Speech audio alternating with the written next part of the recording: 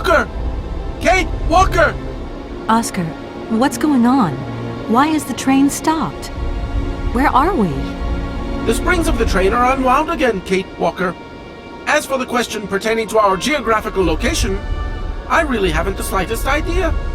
Well, we'd better get looking for a winding machine, my dear Oscar. I hope that this place actually has one.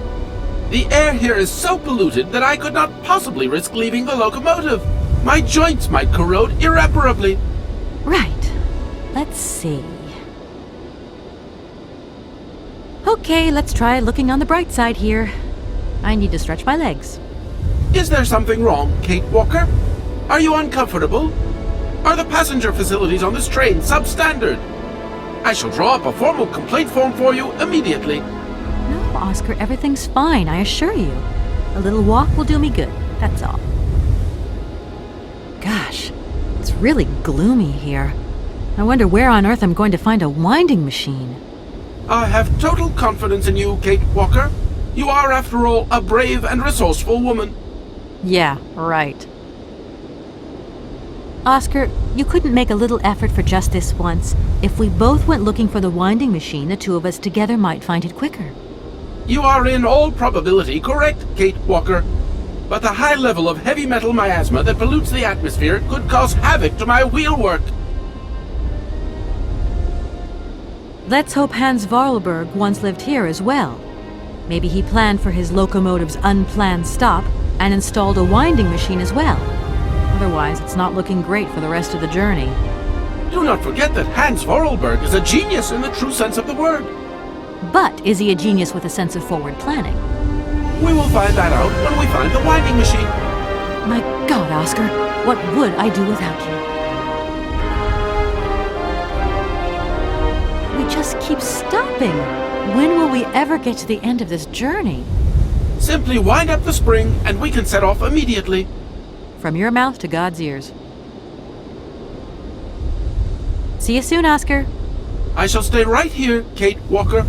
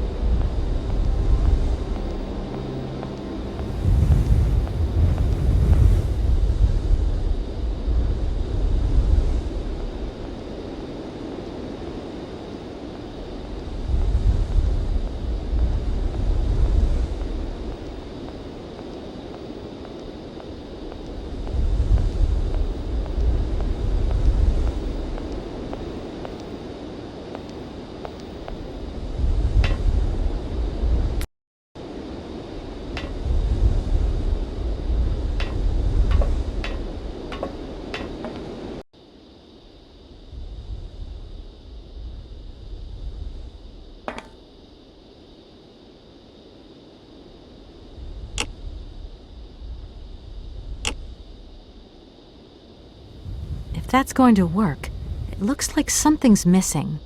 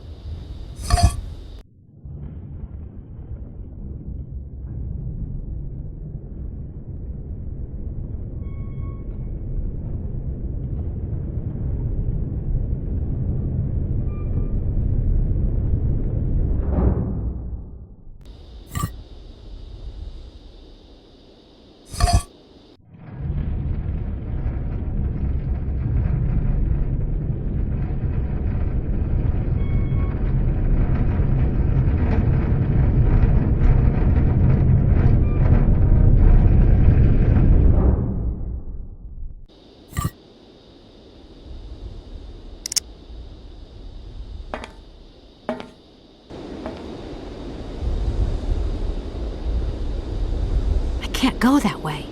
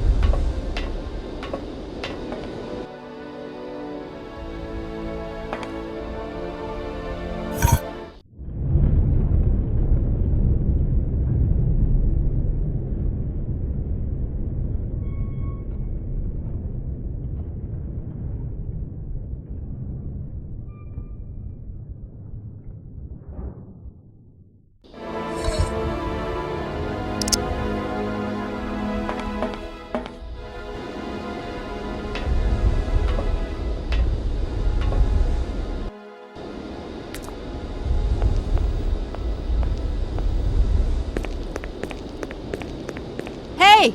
You there!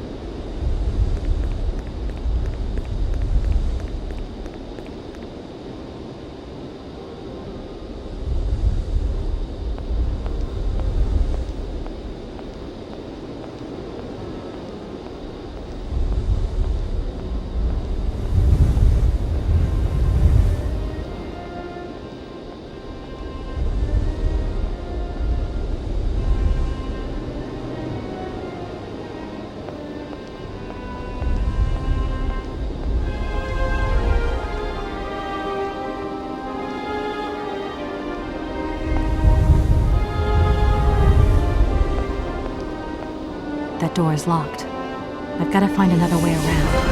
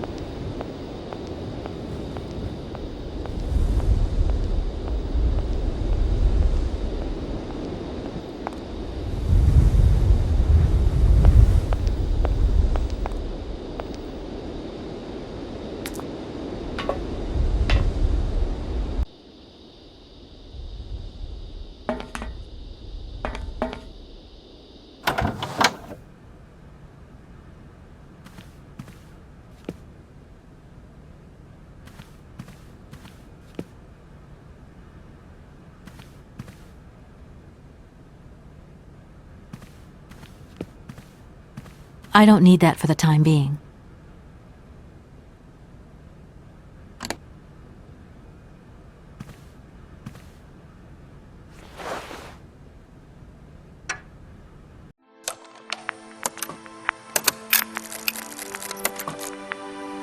My dear brother, what joy to have news of you after your long silence during the war years.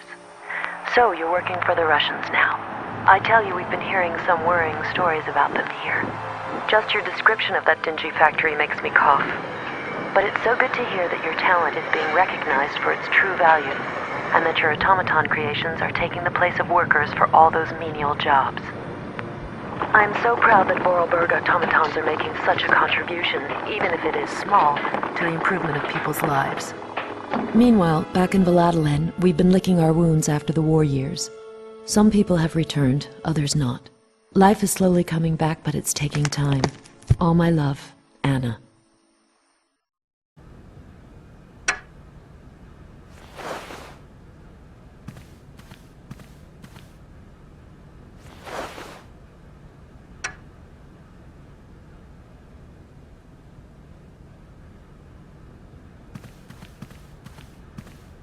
My God, Oscar! Oscar, talk to me!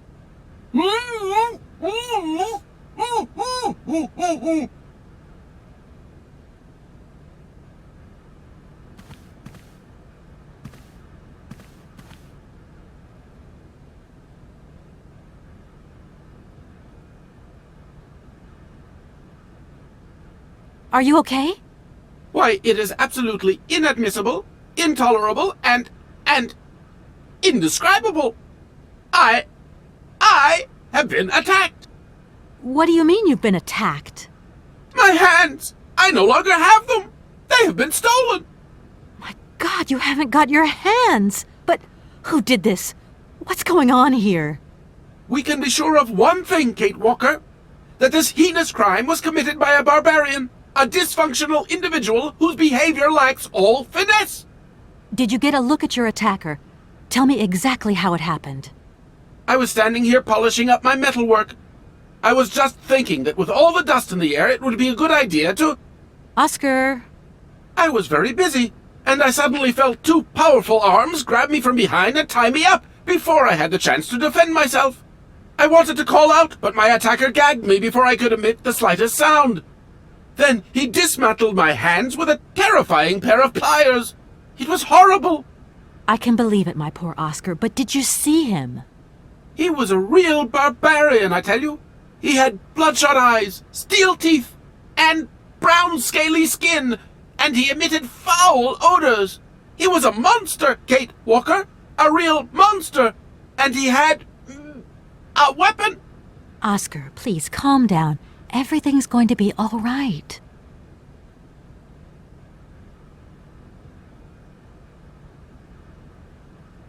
Who the heck would be interested in automaton hands? Even though I say so myself, my hands are two marvels of technology. Please promise to return them to me intact as quickly as possible. I am very attached to them, Kate Walker.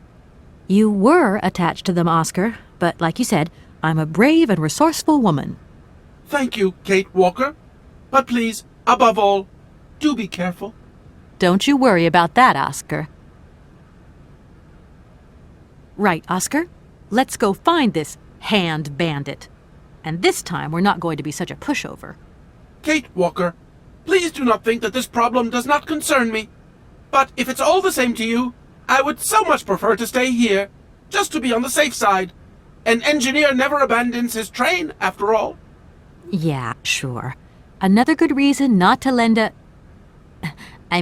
not to help me out.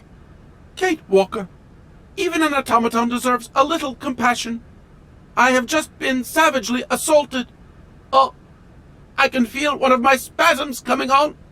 I am on the verge of a clockwork breakdown. And all you do is accuse me of being selfish. Okay, take a rest, Oscar. You're not much use without your hands anyway. Anything else you remember, Oscar? I have told you everything, and I'd rather not think about it anymore. How old do you think your attacker was? How old? Such monsters are ageless. I tell you, my wheelwork froze with fear. I think he must have been an older man. Someone with a soft spot for automatons. An expert who knows how to dismantle a pair of hands with a pair of pliers. I'm afraid I don't quite follow you. And what if it was Hans Vorarlberg himself? Kate Walker, in spite of the respect in which I hold you, permit me to say that such an idea is stupid. Hans Vorarlberg, my attacker. A father would never attack his offspring. Get a grip on yourself. I should point out in all modesty that my attacker must have had muscles to overcome an automaton of my build. Maybe you're right there, Oscar. I do apologize. Do you know if your attacker stole anything else? As soon as he'd swiped my hands, he ran away. Well, at least that's one good piece of news. The train's still intact. What do you mean, intact? I am the train engineer. It was designed for me, and I for it. By maiming me in this brutal manner, the barbarian has also mutilated our locomotive. Without me and my hands, we're never going anywhere. Sure, okay. Could you maybe tell me how the train works, then? That is strictly forbidden, Kate Walker. There is only one engineer, and that train engineer is me. I am sure you don't have a license or authorization, or even a deputy engineer's permit. Do you really think it's the right moment to get wrapped up in red tape, Oscar? Regulations are regulations, Kate Walker. Right. I'm done. Take care of yourself, Oscar. Good luck, Kate Walker. And don't forget me.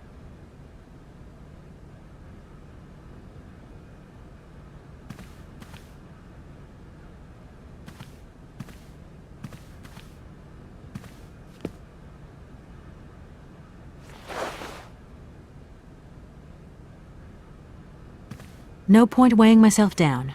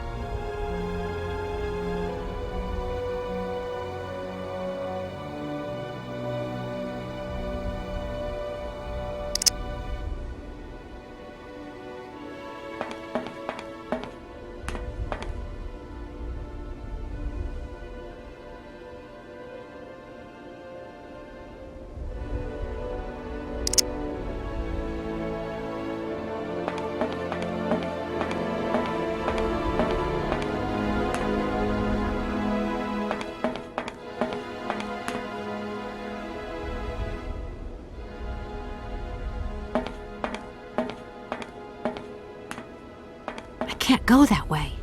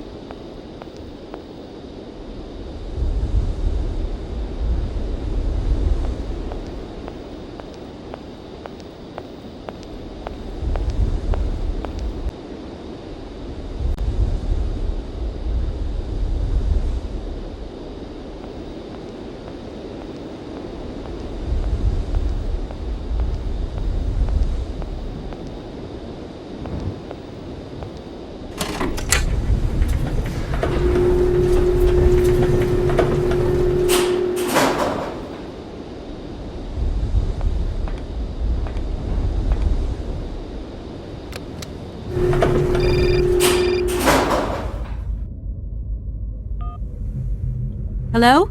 Hello? Kate, it's Dan. Can you hear me? Dan, is that you? I can't hear you so good. Dan? Hey, let's talk. It's about the last conversation. Are you still mad at me? Come on, it's important. Dan, you're breaking up. I'll try and call you when I get out of this mine. You're fine? Kate, come on, what's happening? Listen, we've got to talk. Look, the line's just getting worse and worse. I'm hanging up.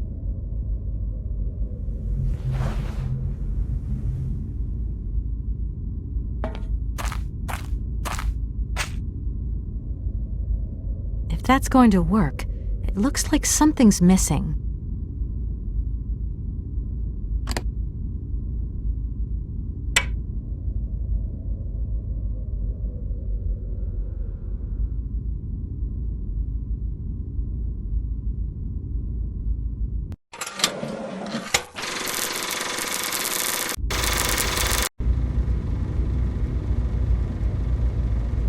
I don't want to touch it, in case I break it.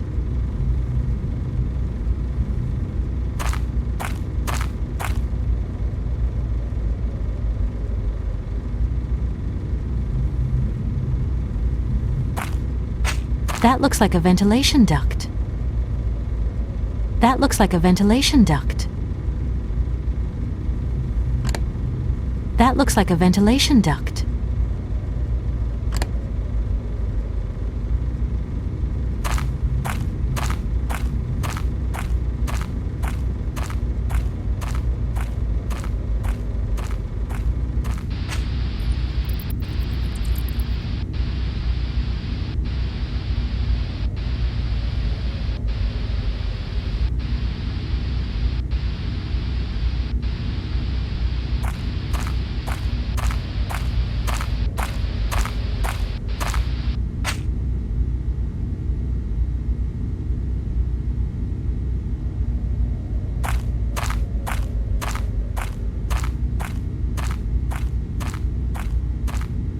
I don't need to do that.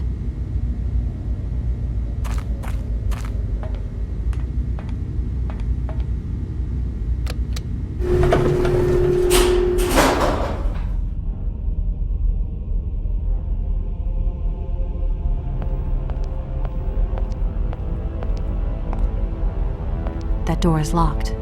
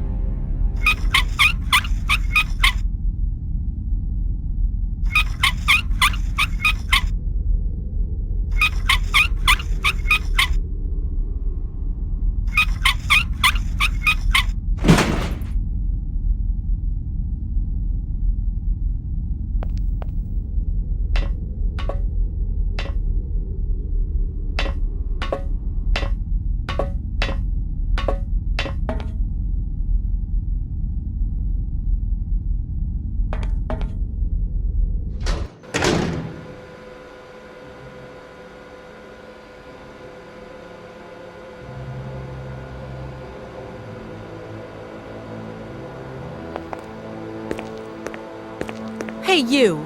Who are you? Careful, I'm warning you. I'm not afraid of you, okay? What do you want? Why did you do that? There must be some misunderstanding. Because you reckon theft is all about misunderstanding, do you? Give me my hands back. Now! Your hands? And what are those on the ends of your arms? I can explain everything to you. You see, I'm no thief.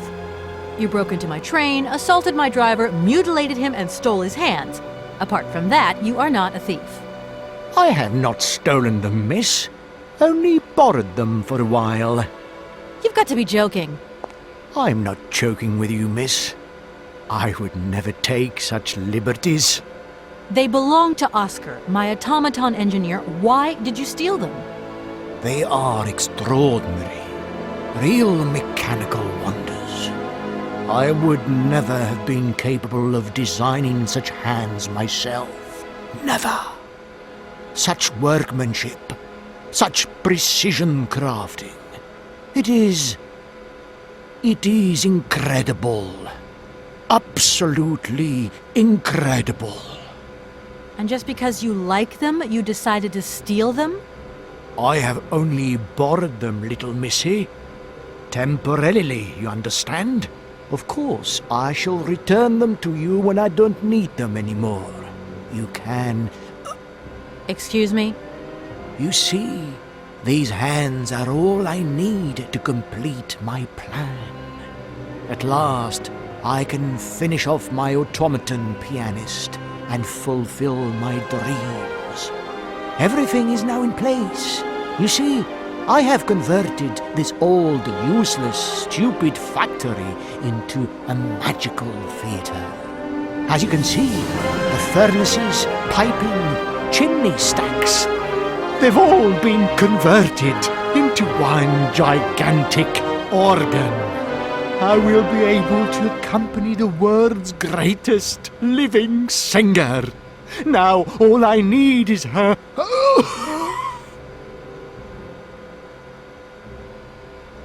Who are you?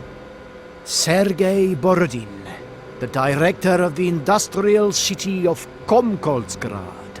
Or what is left of it, at least.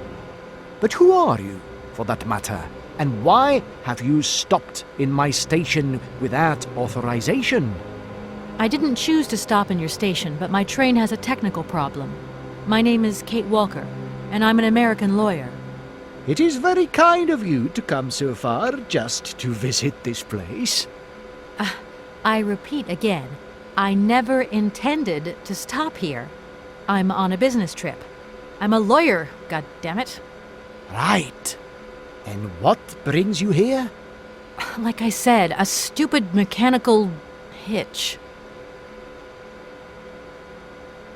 And what if I helped you to make some other hands just for your automaton?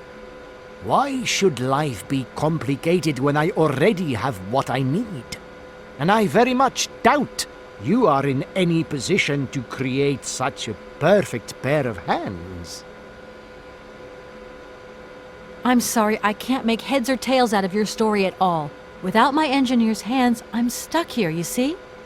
Everything I have designed, all that I have invented, everything is for her. Do you realize? Her. Oh, to hear her sing one more time, here in my factory! But who is she? Who are you talking about? Helena. The one and only Helena Romansky. Her voice is so pure, like an angel. One day she came here to Komkoltsgrad. She sang here, you know, when our industrial city was in its heyday. Oh, so long ago now. It was almost unreal. It was magical. I remember it like it was yesterday. Then, later, a long time later, she saved my soul. She saved my life and gave it meaning.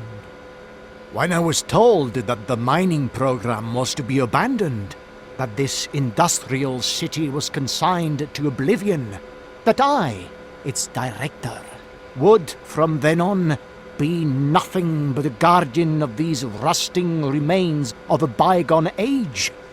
That is when I first formed my plan, to bring Helena Romansky back to this factory. But this time, she would sing for me, and me alone. And is she okay about this? Sure. Once she finds out that I have done all this for her, when she realizes how I converted this vast network of pipes and tubes to create one of the most impressive organs ever made, then, you know, this was no small achievement, miss. Once molten iron flowed through here. Now there wafts only beautiful melodies. But then I realized I had to make an automaton pianist. I began to despair that I would never create hands that were intricate enough. But then you arrived. So lucky, don't you think? Yeah, that must have been a happy coincidence for someone around here. So, when will this Madame Romansky come back? When do I get my hands back? I don't know. Maybe someone should look for her. Tell her. Hey, why don't you go? The quicker you bring her back, the sooner you can carry on your business trip. Now, isn't that a good idea? And you promise that once Helena has sung, you will give me back my automaton's hands? I promise, my dear. You have my solemn word. Well, I guess I'm going to have to believe you. Where should I go hunting for this singer, then? I have no idea. But for a woman of the world like yourself, finding her should pose no obstacle. Helena Romansky was a world celebrity, you know. I have collected many objects, souvenirs of her that I keep in a room. A shrine to her glory. It's like her own personal museum in a way. You should take a look.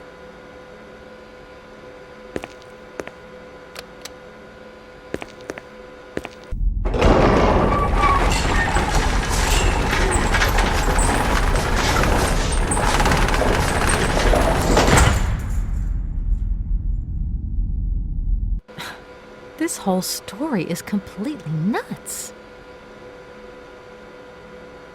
You mentioned an automaton pianist, didn't you? Where did you find it? I pieced it together myself, my dear. Except for the hands, that is. I admit that I underestimated the intricacy of this part of the design.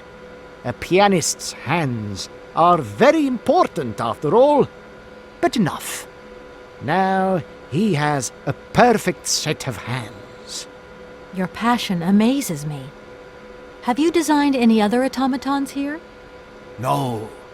Clockwork mechanisms do not interest me as such. I simply needed a robot capable of accompanying Helena Romansky on my huge organ. I adapted an existing model, a reject automaton secretary. I reconstructed it and adapted it to this new function. An existing model, you say? Did you ever know Hans Vorarlberg? He was a kind of mechanical genius, like yourself. Hans Vorarlberg? Yes. Or maybe... I don't know. No. Sure, I understand. The number of automatons still functioning in this abandoned complex is amazing, though. My dear, one thing is for sure. For many years, I have been totally alone here. If that man ever came to this city, he left long ago. When you stepped on the train, you were trespassing on private property. Everything in this city, sweet lady, belongs to the state.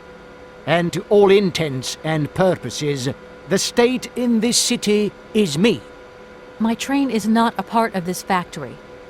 And besides, we never would have stopped here in the first place if its engine hadn't needed winding. Well, As long as your train is at this station, it may be requisitioned and used for industrial purposes. Out of the question. And I forbid you to do so. Maybe I won't have to. Perhaps we can maybe come to some kind of agreement, my sweet lady. I hope so. And fast. Please excuse me. I have to go now. So be it.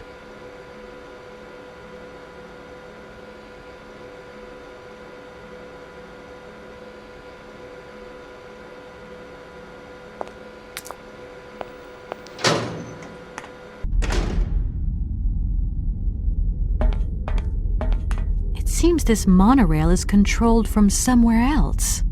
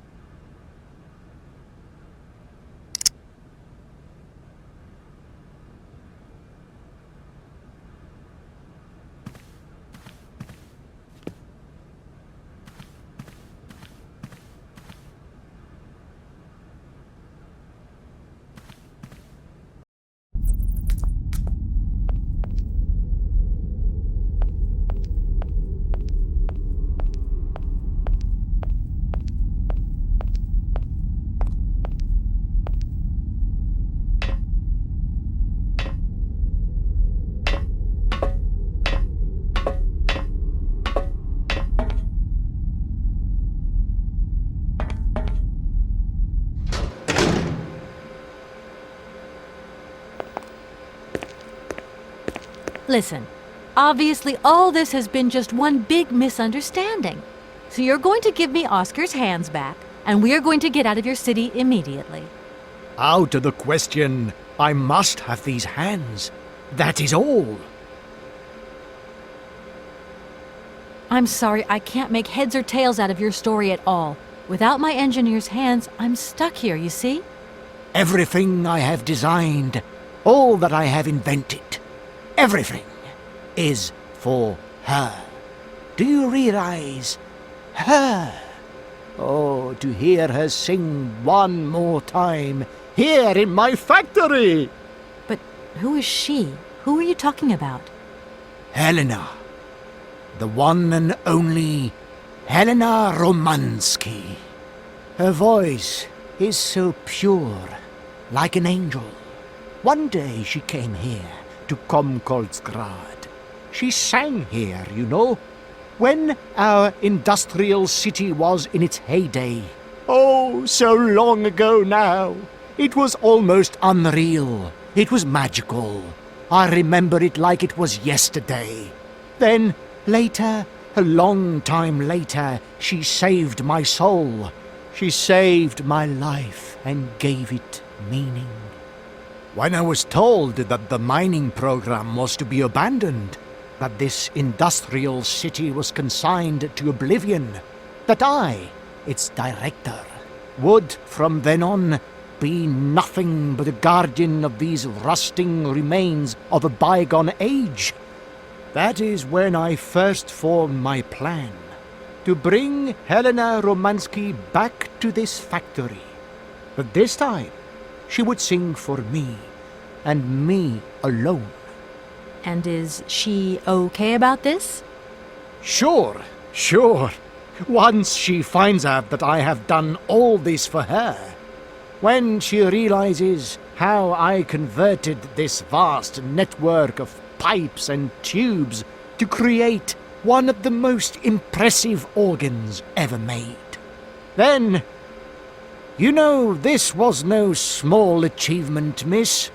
Once molten iron flowed through here. Now there wafts only beautiful melodies. But then I realized I had to make an automaton pianist. I began to despair that I would never create hands that were intricate enough. But then you arrived. So lucky, don't you think? Yeah, that must have been a happy coincidence for someone around here. So, when will this Madame Romansky come back? When do I get my hands back? I don't know. Maybe someone should look for her. Tell her. Hey, why don't you go? The quicker you bring her back, the sooner you can carry on your business trip. Now, isn't that a good idea? And you promise that once Helena has sung, you will give me back my automaton's hands?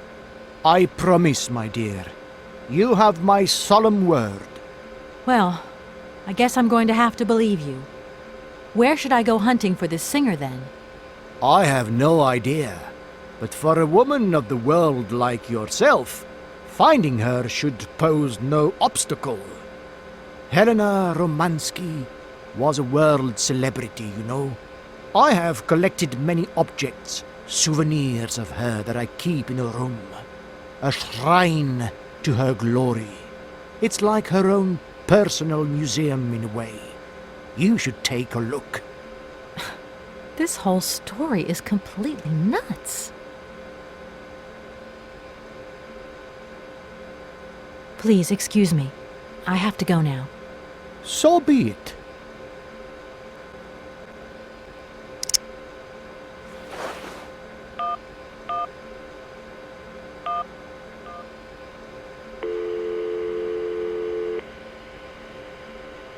Hi, Mom? Kate! What? Have you seen the time? Why are you phoning me in the middle of the night? Sorry, Mom. I forgot about the time zones. Did I wake you? Well, of course you woke me up. I was sleeping deeply, too. I simply got to get my beauty sleep. I've got an absolutely crazy day tomorrow. I'm sorry. It's just that it's real important and urgent. I haven't got a lot of time. Well, If it really can't wait till tomorrow, Munchkin. Come on, tell your mommy what's up. No way I'm calling Dan for you, if that's what you want. Mom, listen, please. I seem to remember you're seeing a Marovich or something like that at the moment. No. Malkovich, Munchkin. Frank Malkovich. Yeah, right. So, but he's an opera singer, right? That's right. They say he had the finest voice of his time, my dear. Imagine that. That's just great. So then he must have known a famous singer called Helena Romansky. She's Russian too. Please, if you can ask him if... Listen, honey, if it's stars you're after, Frank knows them all. I'll just wake him up and let him tell you himself. You mean he's...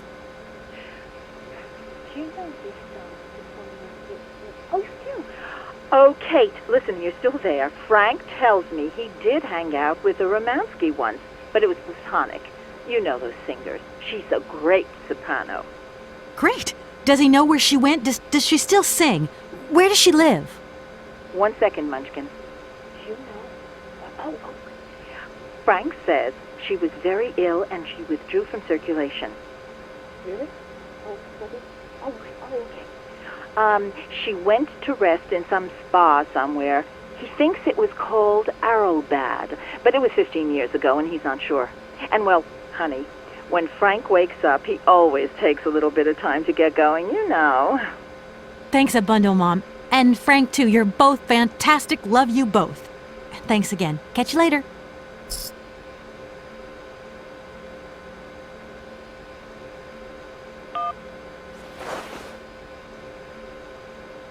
Director. Ah, it is you, Miss Walker. Director, I think I know where Helena Romansky is. My God, you have found Helena? That is fantastic. From my research, Helena Romansky is living in Arrowbad. Arrowbad? Helena Romansky is in Arrowbad. You know the town, then? You know where it is? Of course. It was a famous spa resort. In its heyday, Arrowbad welcomed all the big wigs of the regime. To be granted a stay there was a real honor. Today, the honor has gone, along with all the generals and colonels, all washed away with the sea. It sounds like a good place if you need to take it easy or convalesce. I think Madame Romansky would be happier here. I think she'll prefer the peace and quiet here, the perfect tranquility of our little town. How can I get to Arrowbad? There is one way that you can. Here in the city, there are no suitable vehicles left. But that drunk old fool living up there, he'll have something. What drunken old fool? You mean you're not alone? What's up there? You mean you haven't noticed the space compound on the plateau? There's still some pathetic old soldier guarding it. But he's more interested these days in reaching for another bottle than reaching for the stars. And you think this gentleman could have a vehicle for me? I haven't the slightest idea. If you catch him on a good day, then maybe. But good days for him are far and few between. I wish you luck. How do I get up to the space compound, then? There is a monorail that leads up to the Cosmodrome. When you are inside, I will activate the automatic pilot. Okay, I'm going. Wish me luck. I am counting on you, Miss Walker.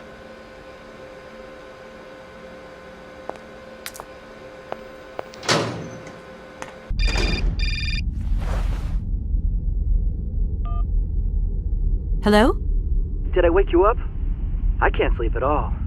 This whole business just keeps turning round and round in my head. What business, Dan? But Kate, that argument we had, have you forgotten? I really need to talk about that again. Oh, I guess we were both a little high-strung, that's all. But don't sweat it, okay? Yeah, sure. Getting carried away never solves anything, does it? must say I felt really dumb when I hung up. Really? Yeah, I left the door to my office open and I was convinced everybody around heard me. I'm so embarrassed, Dan. Please say I'm sorry to your colleagues from me. It doesn't matter, honey. Promise me that you will never put me in that state again. You're usually so delightful. I have the impression that this journey is putting more than distance between us. Well, it's true I'm living a whole load of new and amazing experiences. Okay, I see. And still no Hans Vorarlberg? No. Keep me posted. You know how important you are to me. Hurry home, huh? I'll try. Big hug, Dan.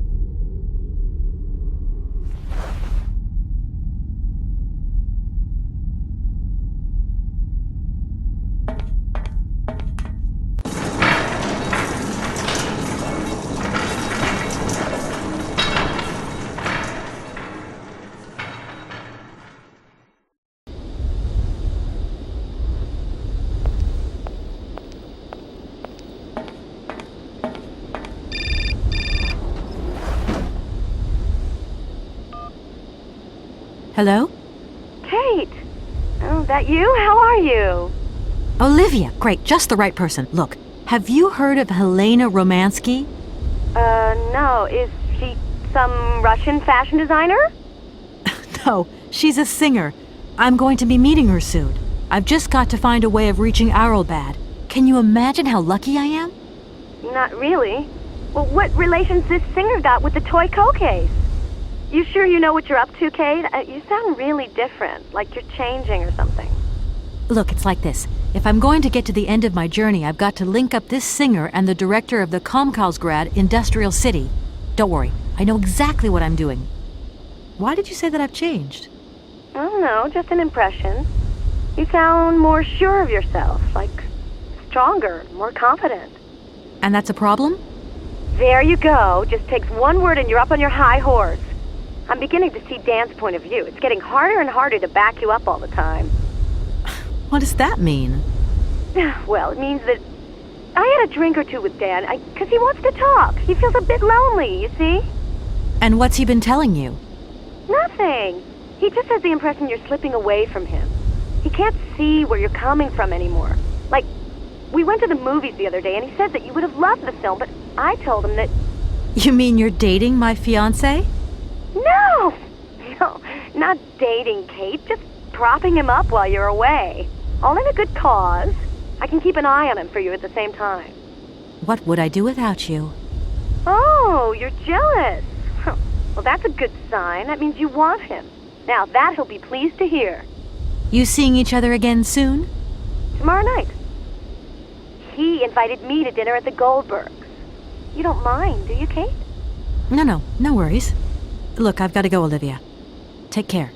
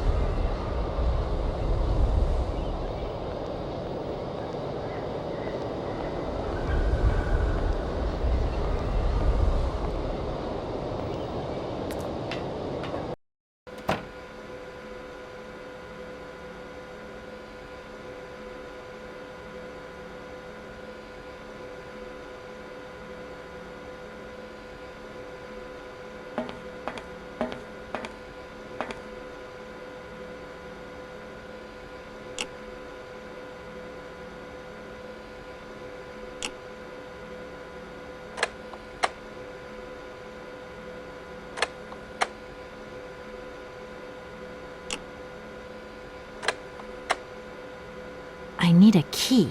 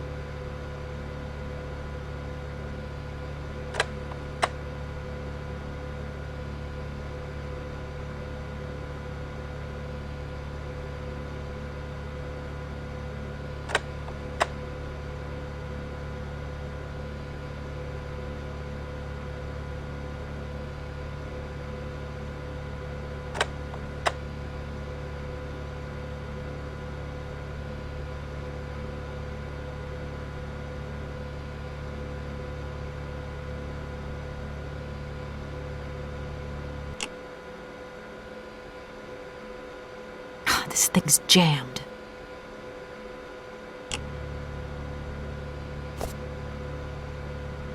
If that's going to work, it looks like something's missing.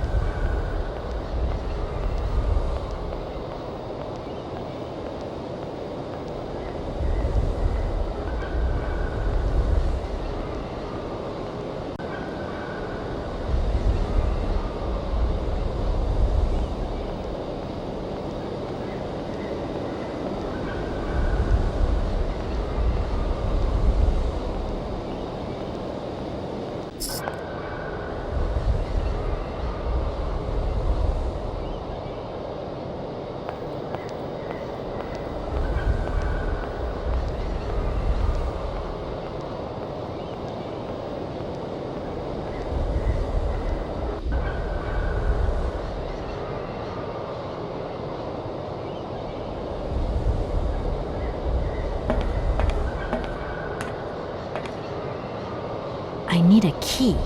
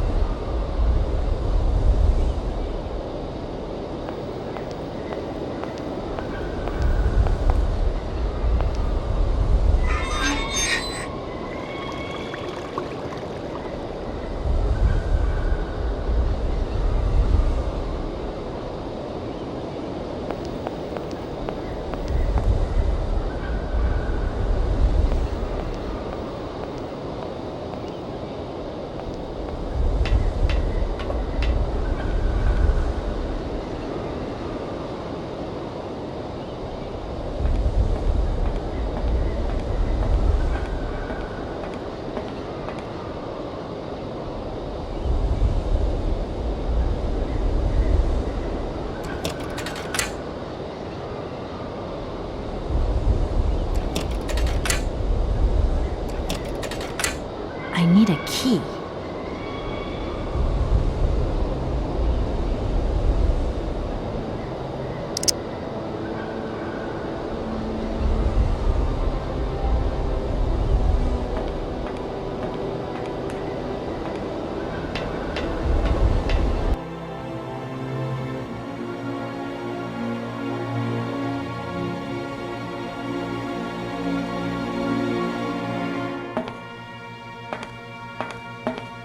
Excuse me, sir.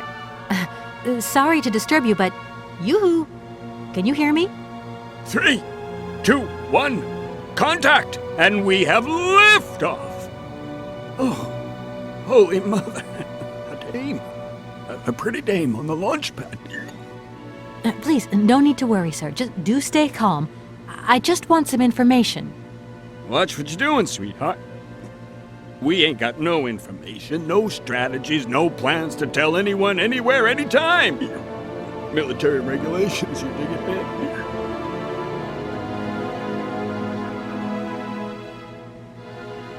My name's Kate Walker. I'm a lawyer from... I'm a bit lost. And I guess you know this place. Boris Charov, at your service, madam. Can I offer you something from the bar? No, thank you. Tell me, how long have you been here? For as long as it took for you to come along, sweet pea. Don't think I've been lonely. I got a bottle or two here. Keep me company? You're a soldier, aren't you? Ex-cosmonaut? Hey, honey, that's all in the past. Hell, let's talk about today. Let's have a drink. That's an order, soldier. Please, can you try and get a grip? I must absolutely find a way out of this industrial complex. Jeez, me too.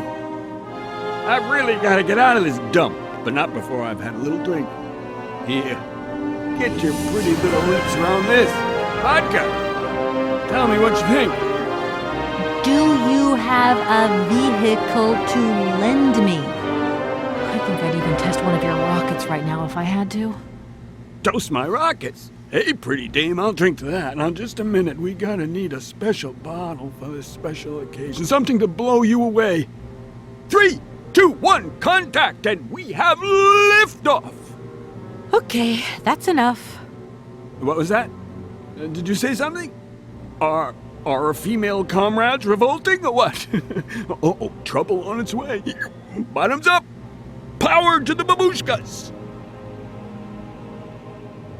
I heard that maybe you could lend me a vehicle or something? A vehicle?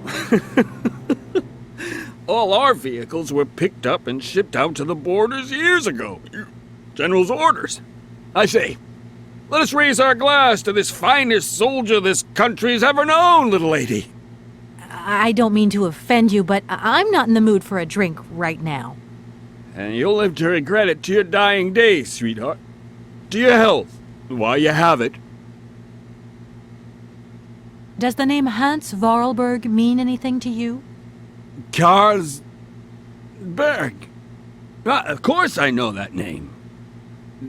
But sorry, it's been a long time since I've seen something like that around here.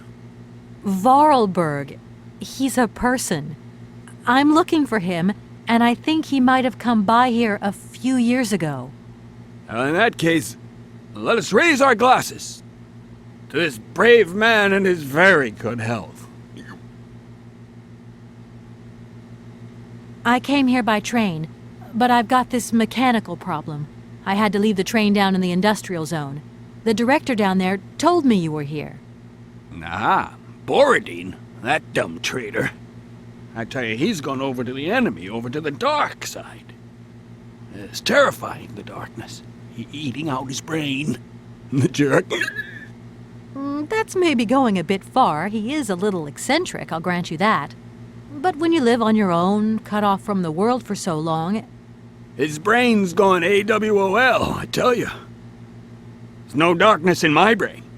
I've got a cure. See? My secret antidote. Go on, have some. It'll stop you getting a cold. I don't think I'm in a high-risk category, but thanks anyway. So many birds nesting around here. What attracts them all here like that? Dumb birds. But at least a bird don't get bored, does it? See? They can fly. Them birds, geez, they can fly. Sounds like you're jealous of them.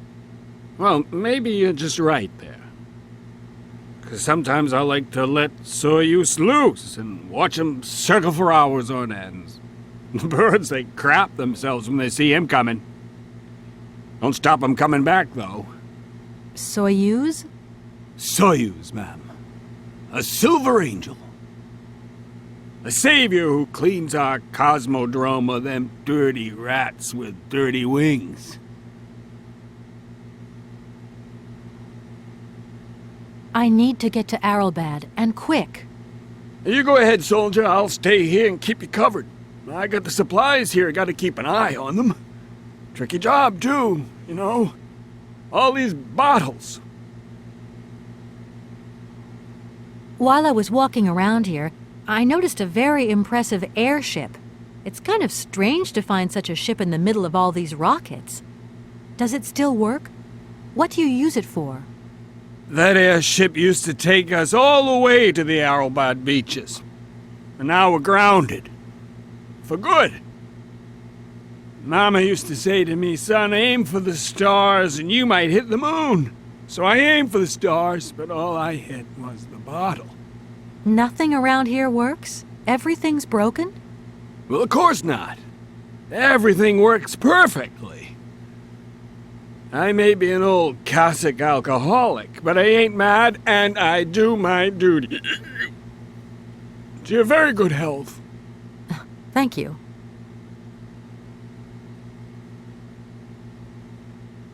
I was going to... Forget it, it doesn't matter. He's too drunk to help anyone anyway. I am not drunk. I have drunk. A little.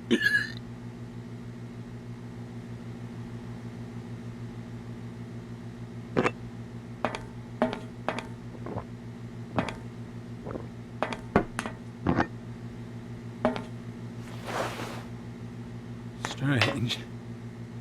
Sure, I left a bottle or two around here. I gotta get some air. Wall's getting pretty tight. We'll think about that blast off later, huh? Are you okay, Colonel?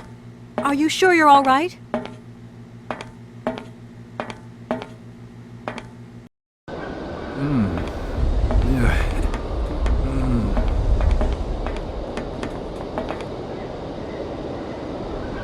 Be careful! Don't lean out too far or you'll... Ah!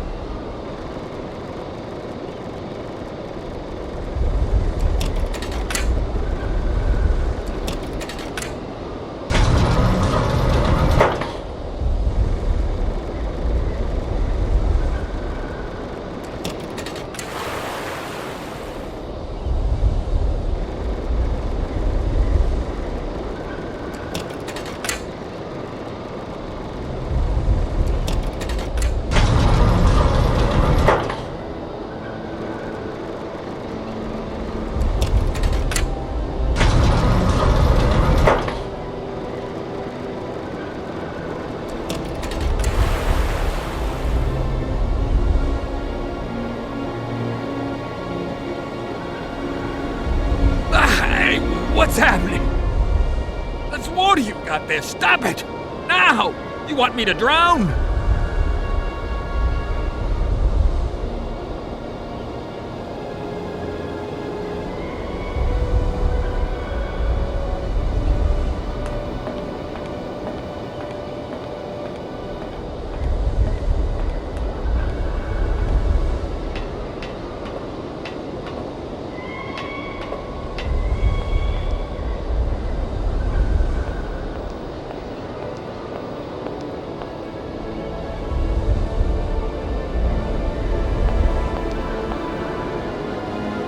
Calm down, it's all right.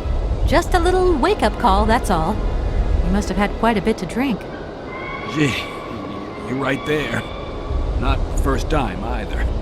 Probably won't be the last. Man, my head. Please, could you whisper? Please, do excuse me. But it was the only way I could think of to bring you back to your senses. A little extreme, maybe. But I get the impression you're a lady who likes to see results. My name is Kate Walker. I'm a lawyer currently in charge of a special case. I'll spare you the details, but I've landed here, you see, unintentionally. It is indeed an honor to welcome you here to the Cosmodrome, ma'am. My name is Colonel Boris Shawarov. I'm a Red Army test pilot regent. And now I babysit the Komkalsgrad space complex. This is an amazing complex. Shame it's a little run down. What do you expect? Space race is yesterday's news. That's the way it is. News 1 minute, history the next. I came here by train, but unfortunately it broke down. I've got to get to Arrowbad immediately. Someone told me you might have a vehicle to lend me. Someone? Who might that someone be? I hope you're not talking about Sergei Borodin. Well, yes, I am. The director of the industrial complex below. Be careful, ma'am. He is not a rational man. He can be mean and very dangerous. He suggested I come and see you, actually. But I get the impression that he doesn't care much for you either. I don't care what he thinks of me. All I say to you is, watch out for him.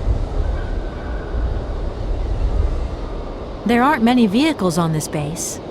When they decided to close the Cosmodrome, they towed all the useful equipment away. It doesn't matter. I'll find some other way.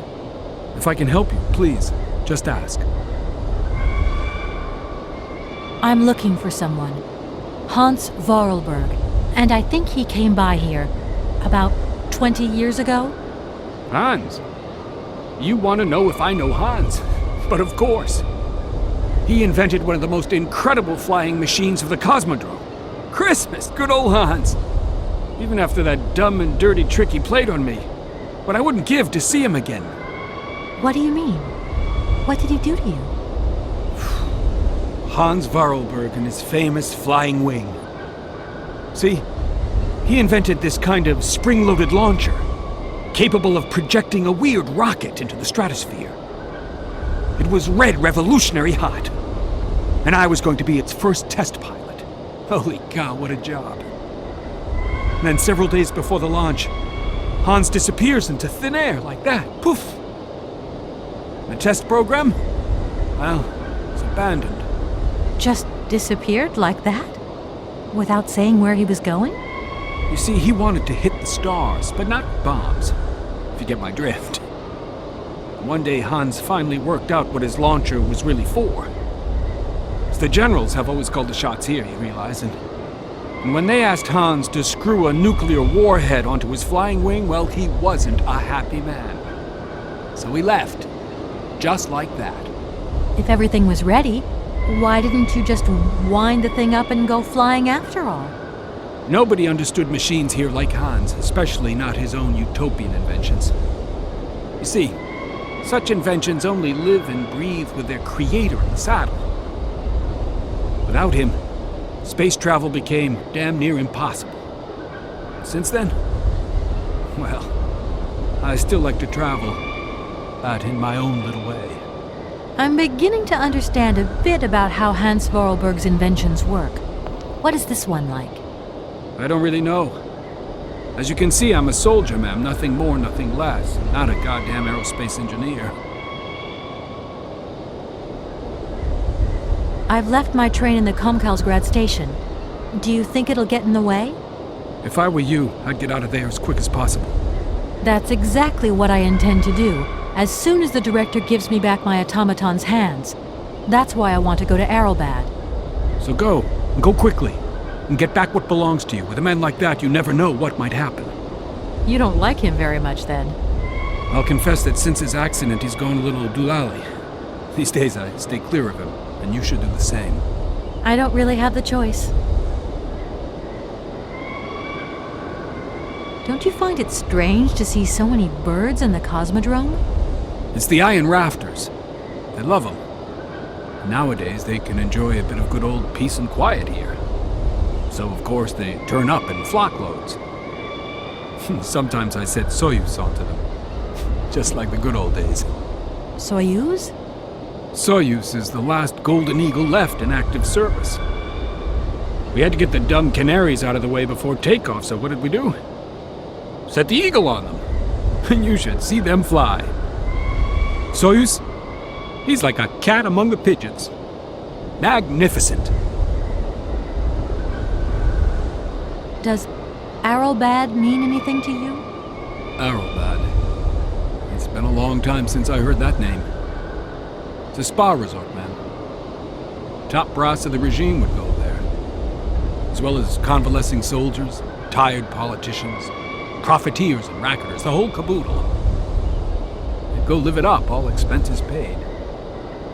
One privilege I never got. Just 2 steps away from becoming the nation's hero, and no free holiday for me. And where exactly is this place? Further east. We never had to know where exactly. The airship was programmed to take vacationers there. From here. Do you think the airship still works? No idea. It has been so long since it was used. And then I've got to learn how to use it, too. You won't have any worries there. It has an automatic pilot. Go visit if you want. Here's the key. Thanks.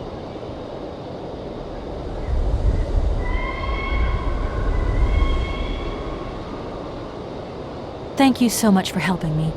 I'm sorry to have woken you up like that. It's been great talking to you, ma'am. I think I'll take 40 winks right now. Sir? Sir? My head. Oh, my poor head. I need some quiet. Please, can I have some quiet?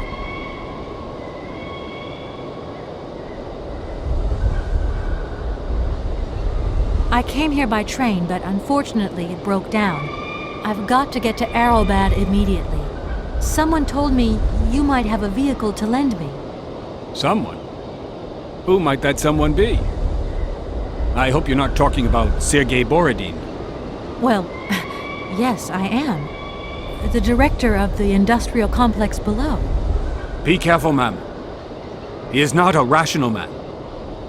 He can be mean and very dangerous. He suggested I come and see you, actually.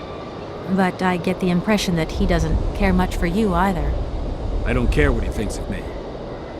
All I say to you is, watch out for him. Right, I'm off. See you later. Don't you worry about me.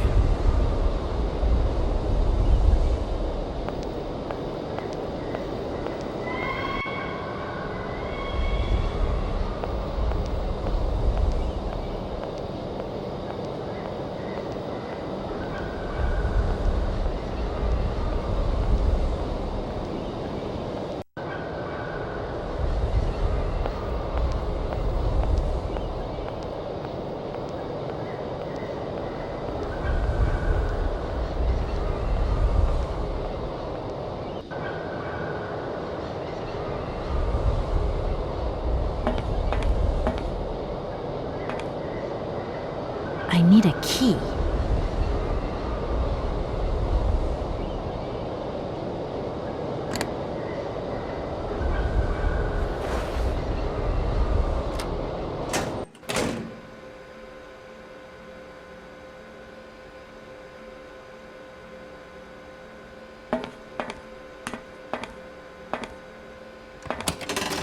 Doesn't look like that works.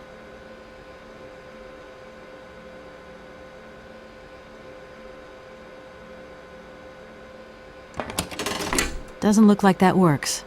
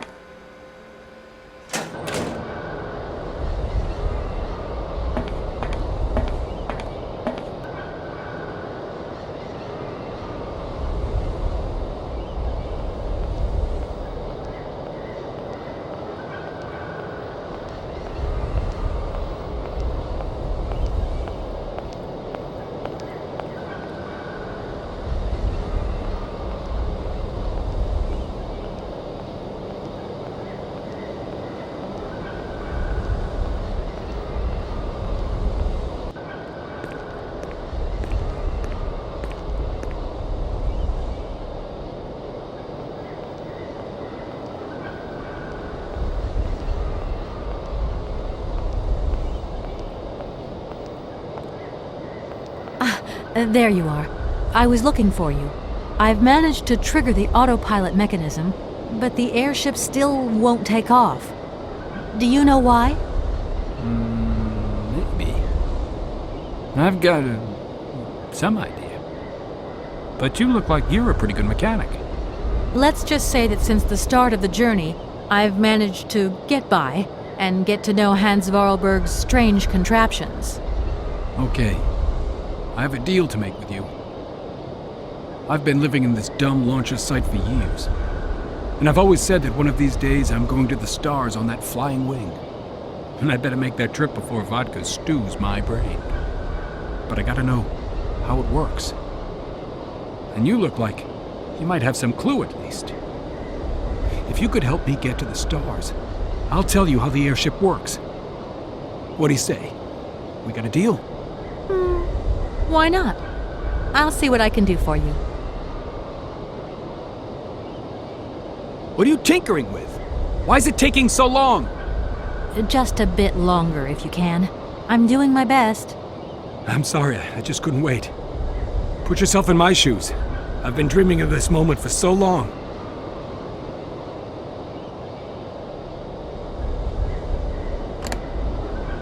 Comrade Boris, I need a few drops of your blood. Excuse me? To get the centrifuge going, we'll need to analyze the pilot's blood. If you're going to the stars, you've got to be in good health, you see? That's why I need a blood sample. It won't hurt. There's two things a good soldier is always ready to do. Drop his pants and spill his blood. Go ahead. I'll only be needing your blood. My pleasure, ma'am.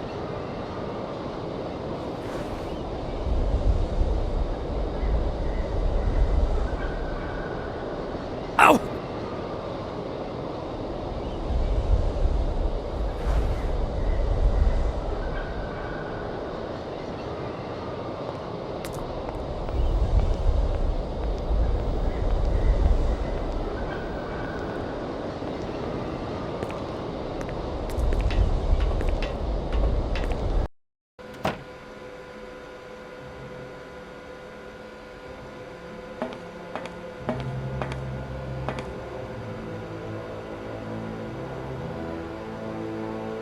If that's going to work, it looks like something's missing.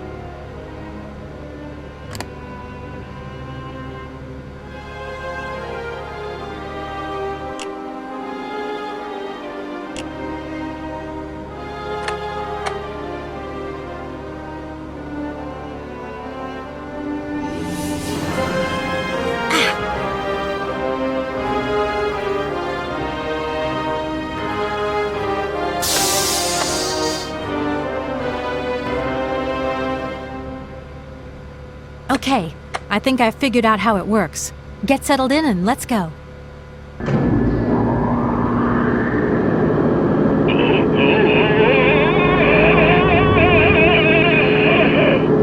Colonel, are you all right? Never been better. Head's spinning a bit, but I am used to that. I'm a professional pilot.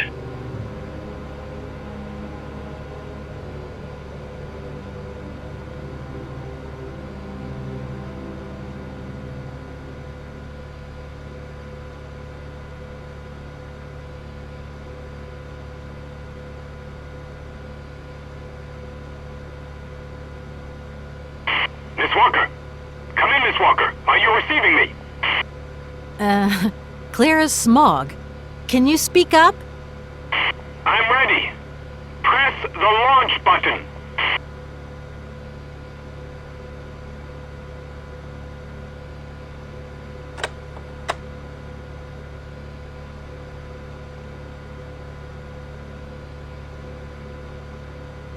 Takeoff procedure engaged. Countdown commencing. Colonel, you've forgotten to tell me the secret of the airship. What do I have to do? The airship will need to be right up.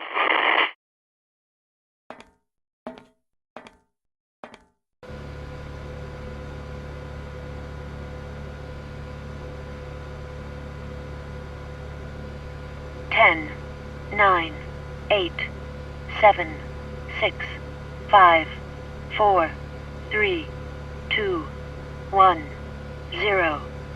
We have liftoff.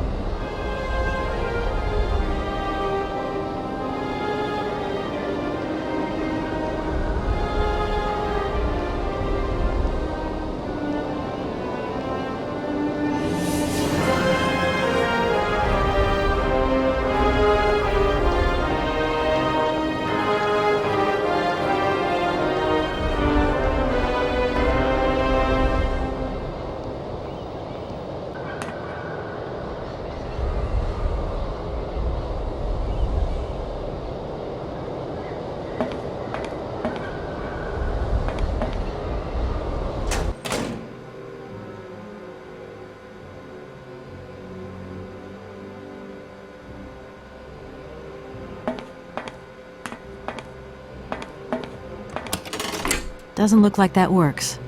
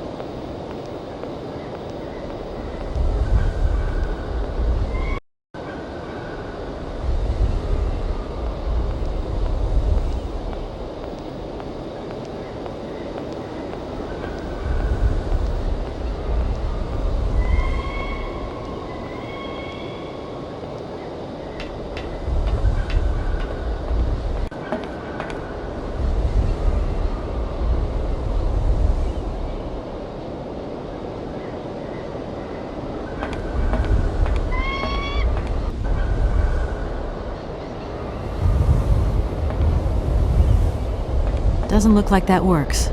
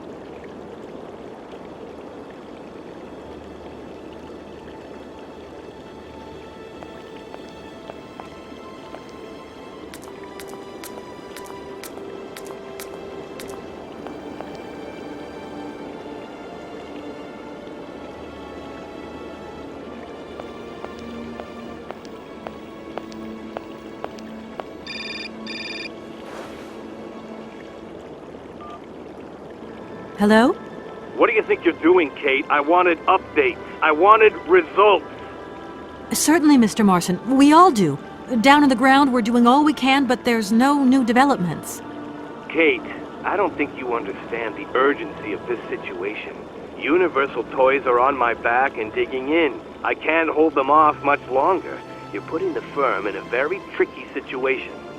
I am very sorry, but a slight mishap or two has meant that I've had to modify my mission temporarily. Miss Walker, you're walking on a minefield here. I don't have to underline that this affair is Class A priority numero uno. Hot! I am only too aware of that, Mr. Marson, and believe me, I am doing all I possibly can. But this mission is really no piece of cake. You can have all the cake you want and eat it too when you get home. Next time I call you, I want something concrete, something solid. I want results. You understand? Results! Yes, Mr. Marson.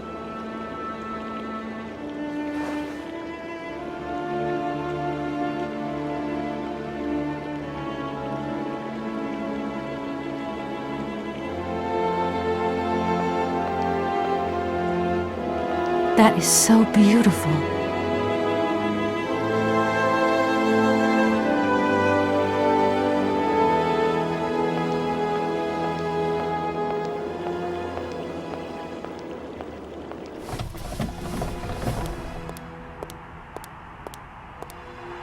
Good morning, sir. Good day to you, ma'am, and welcome to the Hotel Kronsky. I don't expect you've made a reservation, have you? Well, no matter. We've got a few rooms left with a sea view. By far the best on offer. Well, actually I wasn't counting on staying in Arrowbad. I see. It's like that then. So, what can I do for you? Let me introduce myself. I'm Kate Walker. I'm a lawyer sent by a major American law firm to take care of a delicate inheritance case. Ah, very pleased to meet you, Miss Walker. Felix Smetana at your service. I'm the receptionist of this establishment. Between you and me and the brick wall, I often play the role of general manager here, too. Ah, these days the place ain't what it used to be. This hotel is truly incredible, though. It's kind of sumptuous in an old-fashioned way. You should see how sumptuous our suites are. For more than a whole century, they have accommodated some of the world's greats. Would you like to take one? No, it's okay, thank you. I'm not staying. I've got to get away. I'm expected. Right. Well, in that case, I don't see what I can do for you. I want to meet someone who lives here. That's very inconvenient.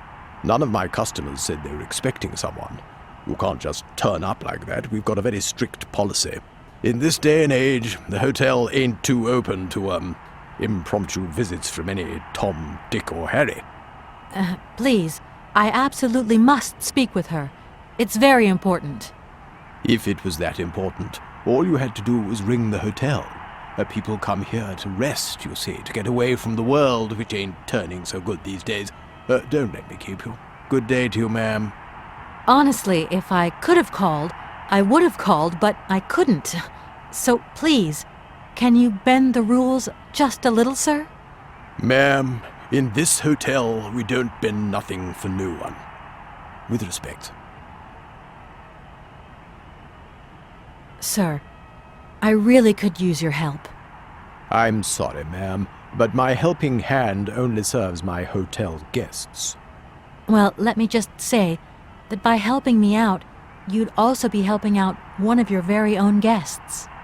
Ma'am, I'm not to be wound around anyone's little finger. You hear? Could you tell me if a certain Hans Vorarlberg has ever been here? On a spa holiday? Yes, that's it. I'm sorry, but our hotel register is strictly confidential. Come on, please. It's not like it's a state secret you're telling me here. And if I just let you consult our register, what am I going to get out of it? My eternal gratitude? That's just what I was expecting. Adieu, as the French say, madame. It's a real shame that there aren't any guests at your hotel. We had our moment of glory, but now it's all in the past. That's all. Doesn't it make you sad? Why should it? Once upon a time I met the greatest of the great. Now I got my memories. Sweet memories. Usually I travel on this fantastic mechanical train.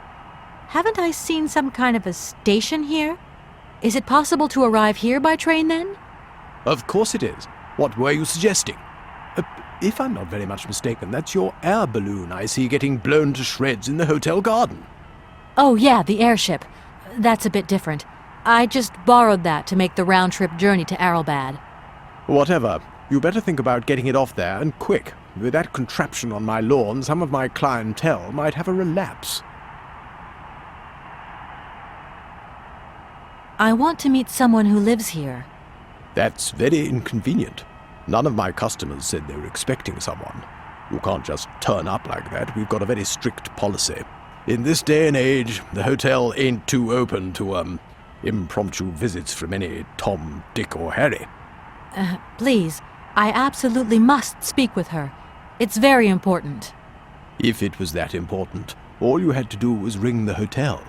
People come here to rest, you see, to get away from the world, which ain't turning so good these days. Don't let me keep you. Good day to you, ma'am. Honestly, if I could have called, I would have called, but I couldn't. So please, can you bend the rules just a little, sir? Ma'am, in this hotel, we don't bend nothing for no one. With respect.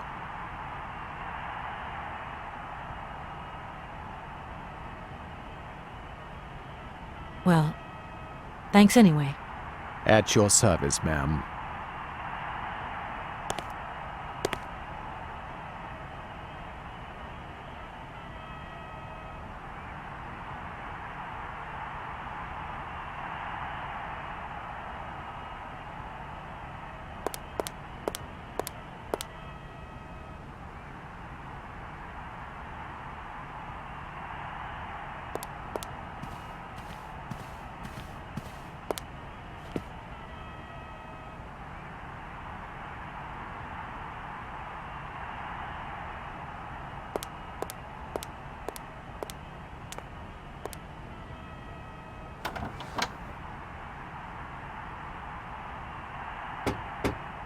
What the hell was that?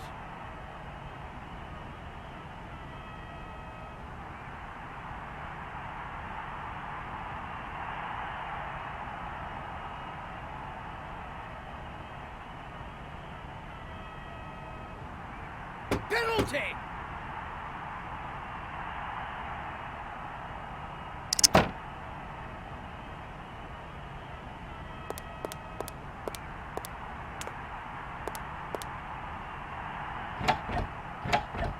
The door's locked, but I've still got to get in there.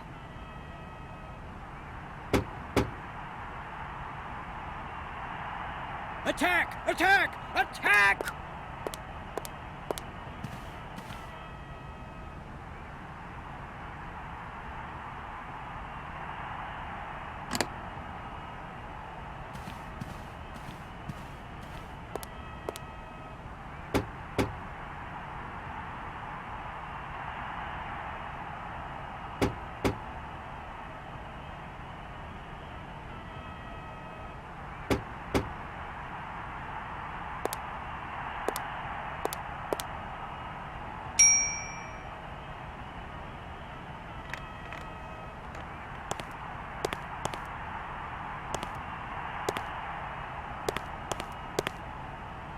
I'm sorry to disturb you again, but I've absolutely got to meet Madame Romansky.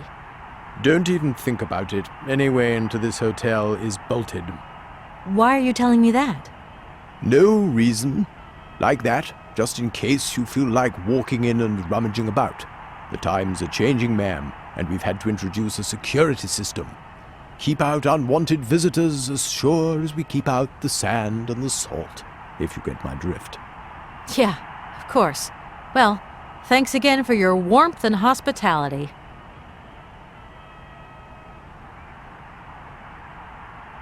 Sir, I really could use your help.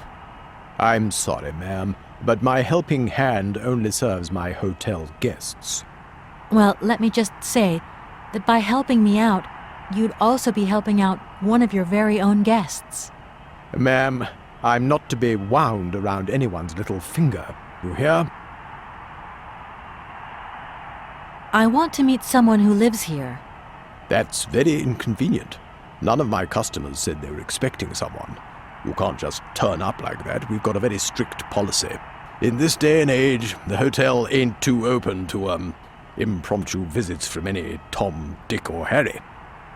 Please, I absolutely must speak with her. It's very important. If it was that important, all you had to do was ring the hotel. People come here to rest, you see, to get away from the world, which ain't turning so good these days. Don't let me keep you. Good day to you, ma'am. Honestly, if I could have called, I would have called, but I couldn't. So please, can you bend the rules just a little, sir? Ma'am, in this hotel, we don't bend nothing for no one. With respect.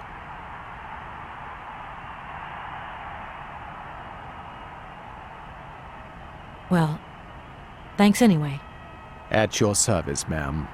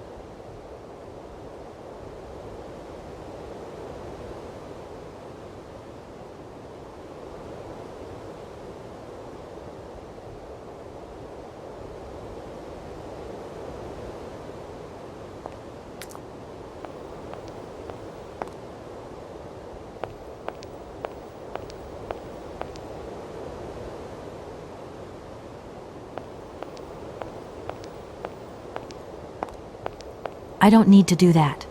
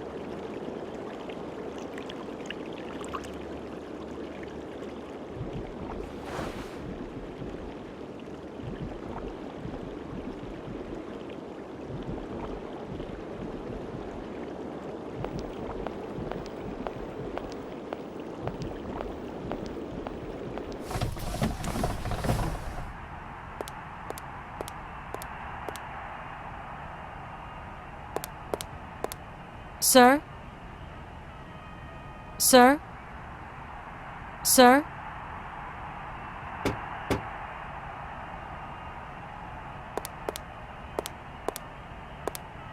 Yes! Yes, go!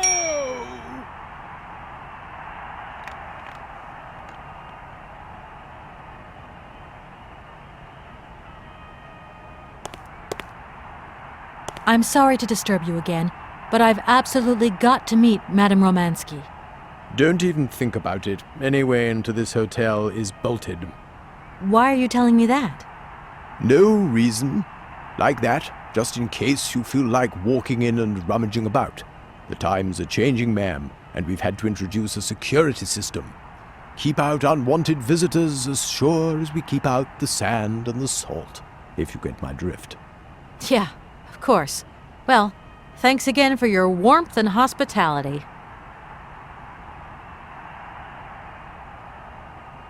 Sir, I really could use your help. I'm sorry, ma'am, but my helping hand only serves my hotel guests. Well, let me just say that by helping me out, you'd also be helping out one of your very own guests. Ma'am, I'm not to be wound around anyone's little finger. You hear?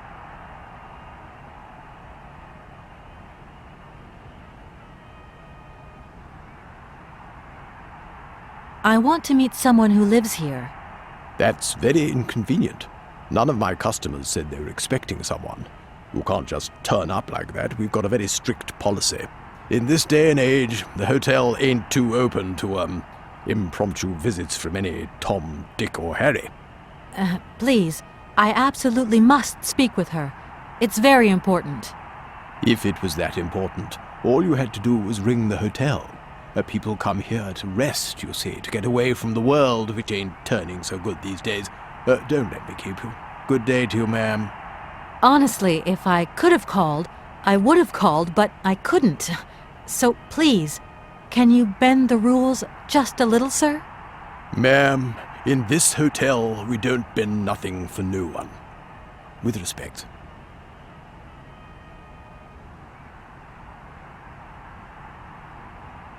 Well, thanks anyway. At your service, ma'am.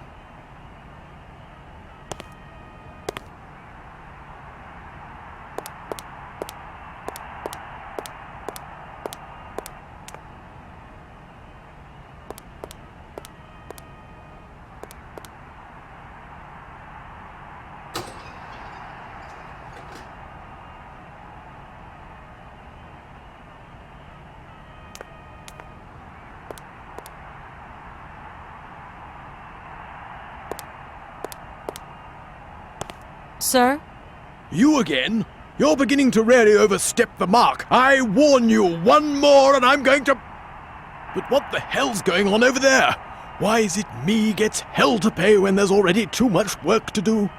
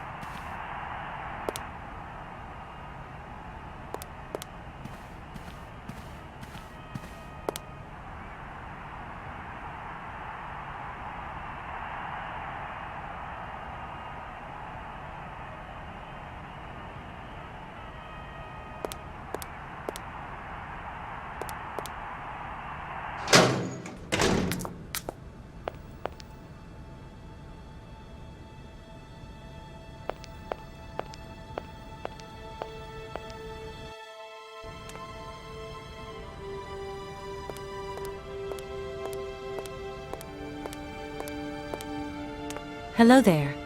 Good afternoon, miss. Are you the hotel barman? My name is James, miss. James, the automaton nurse. I am not a barman. I'm sorry. I didn't want to upset you. If you don't mind, miss, I would appreciate it if you would just be a little more rigorous in the terms you employ in the future. My name is Kate Walker. Pleased to meet you, miss. You are not here for treatment, are you? No, I'm not. I only want to meet Madame Romansky. I would be delighted to serve you tea when Madame returns from her constitutional. I don't want to impose. Maybe your mistress won't want to take tea with me. Madame likes to complain for the sake of it. Believe me, she loves visits. In that case, thanks for the invitation. I'm looking for Madame Romansky. Do you know where she is? 3:30 to 4:30 p.m., Madame Romansky takes her daily constitutional on the pier. Tea is served at 5 o'clock sharp. Is it possible to go see her? As you wish, but do pay attention to the salt wind.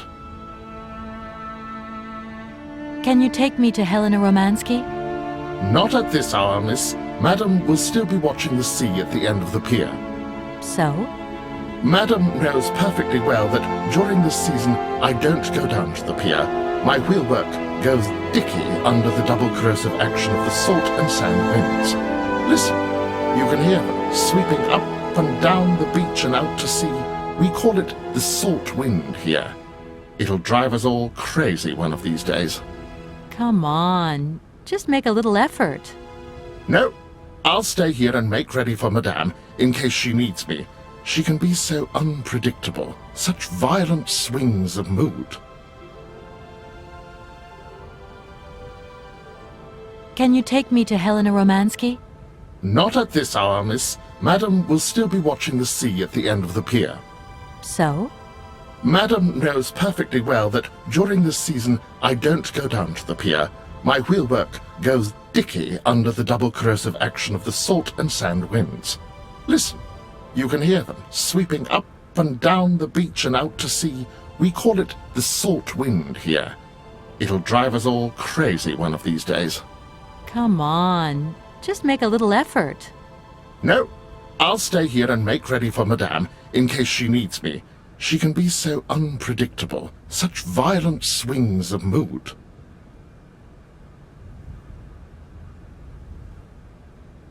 Have you ever heard of a Mr. Vorarlberg? The name is not entirely foreign to me. Really? You know Hans Vorarlberg?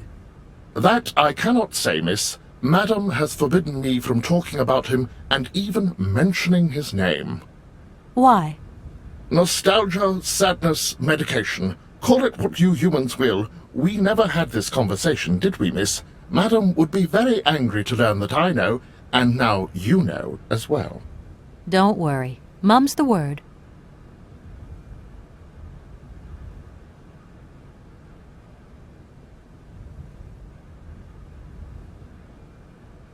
Do you know Komkalsgrad? I left my train there with its engineer. You'll never guess what. It's an automaton just like you. There's even a family resemblance. Firstly, I would say that I do not know Komkalsgrad. Secondly, I have never taken a train. Thirdly, the existence of another automaton with such a degree of finesse as myself appears very unlikely. Madame has always assured me that I am a unique model, a gift from a former admirer. Yeah, but you two really do look alike. And you know, I miss him. Why is he not here with his train, then? I would never allow Madame Romansky to leave on her own. It's a long story, but hopefully I'll see him again soon. Such attachment is very touching, miss.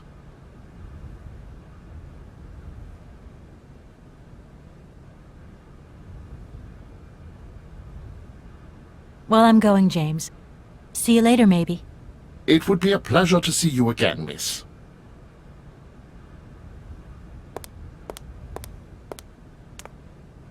I don't need to use this console. Not yet.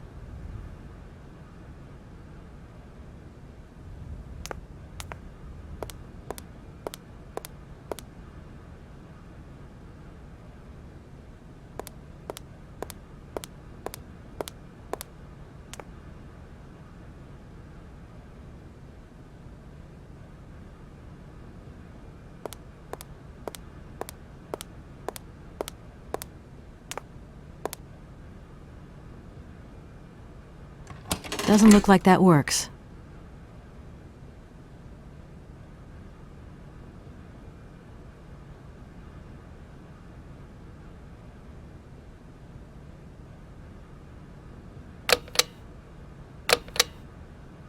Doesn't look like that works.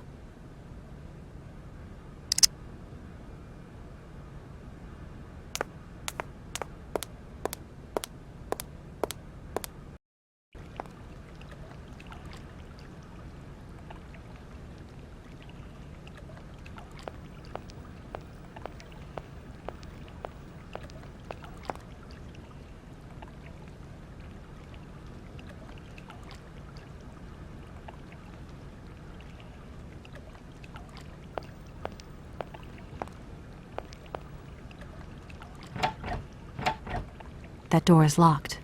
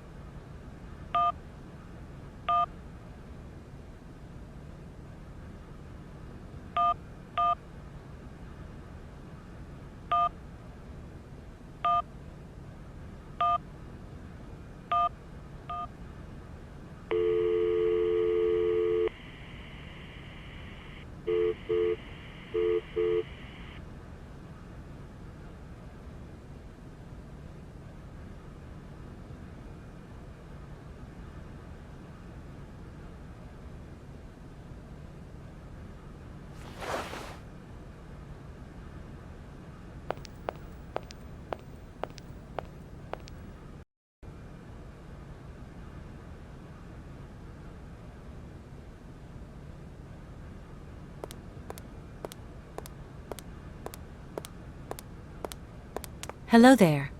Good afternoon, miss.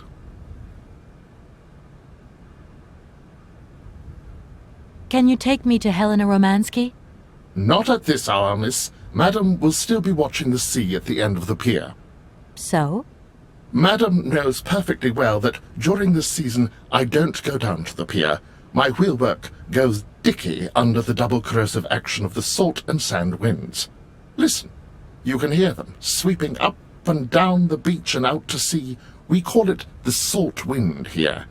It'll drive us all crazy one of these days. Come on, just make a little effort. No, I'll stay here and make ready for Madame in case she needs me.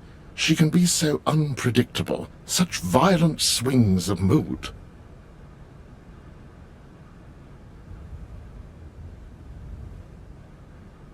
Well, I'm going, James. See you later, maybe. It would be a pleasure to see you again, miss.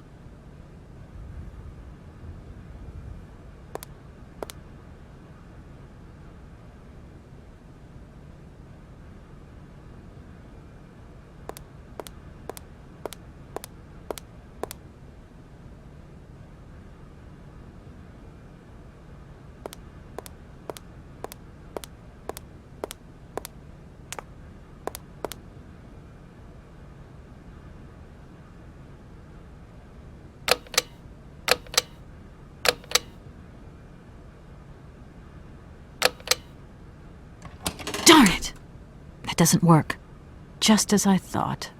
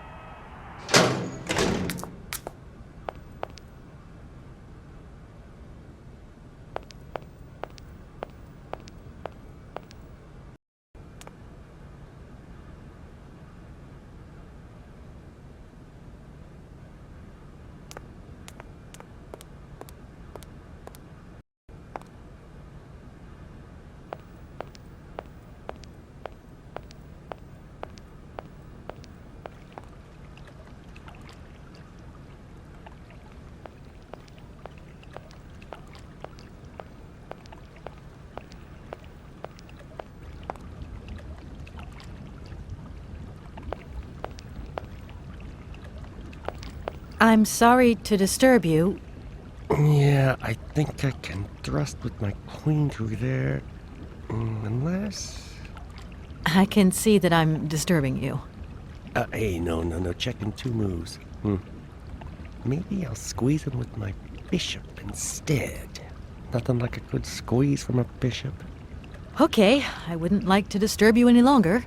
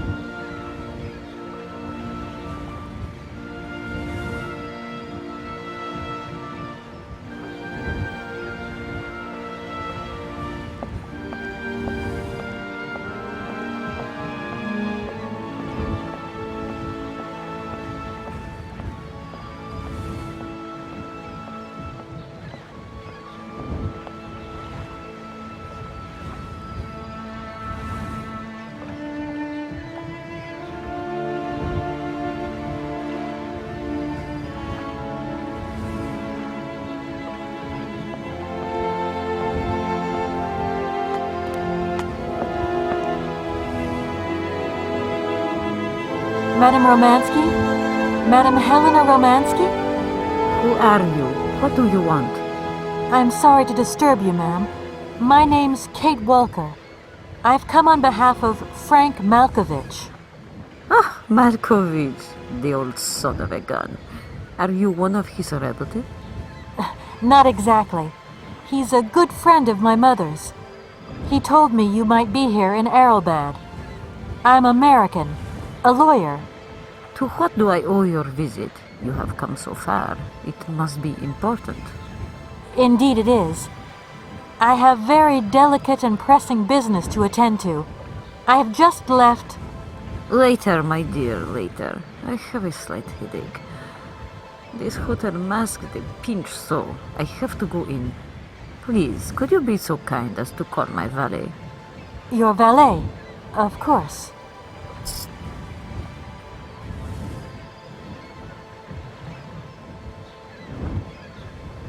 Madame Romansky?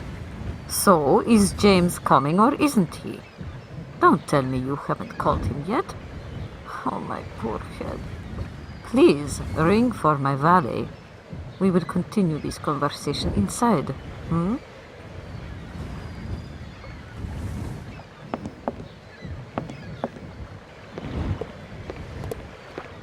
You back here again? How dare you show your damn face round here? Get out of here immediately!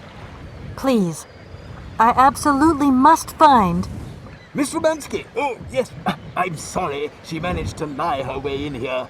Don't matter how vigilant you are, there's always one. But it won't happen again. She'll be out on her ear before you can say, I hope she hasn't upset you too much. Oh, Felix. Stop being such a grizzly bear. This woman is my guest. She's your guest? But that ain't possible. This vandal didn't even know you 3 hours ago.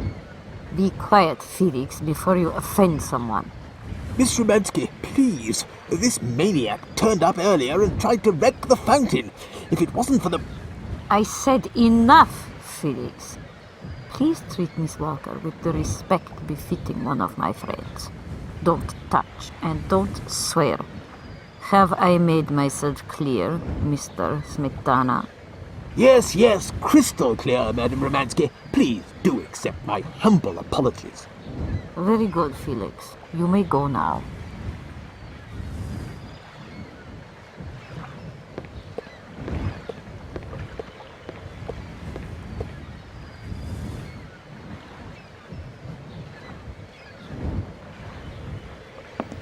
Madame Romansky?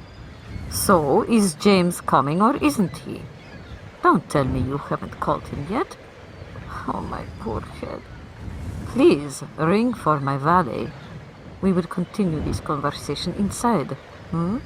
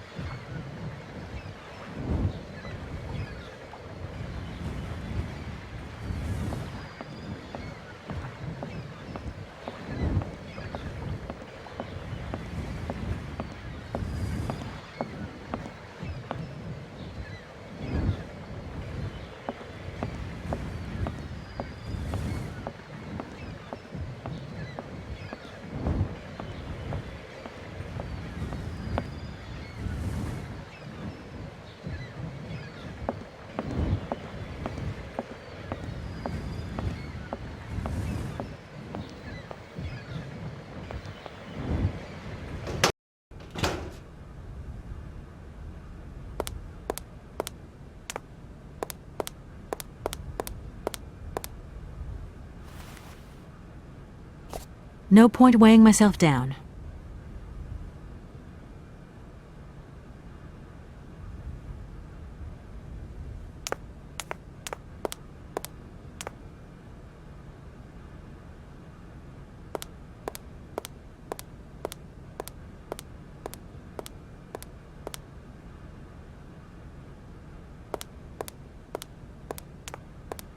Hello there.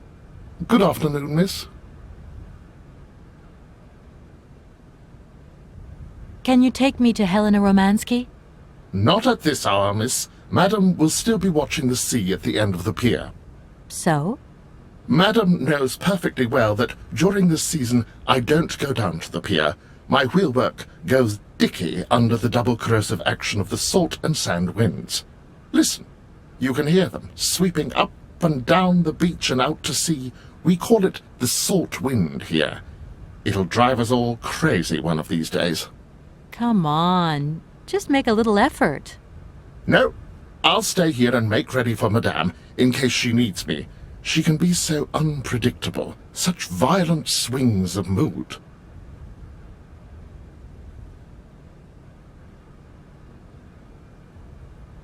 Do you know Madame Romansky well? I have been in Madame's service since my inception. So you must have seen a thing or two. That must have been amazing to take care of such a great lady on all her journeys, be a part of all her recitals. I was but a twinkle in my Creator's eye. Madame required my services shortly after her arrival here at the Hotel Kronsky.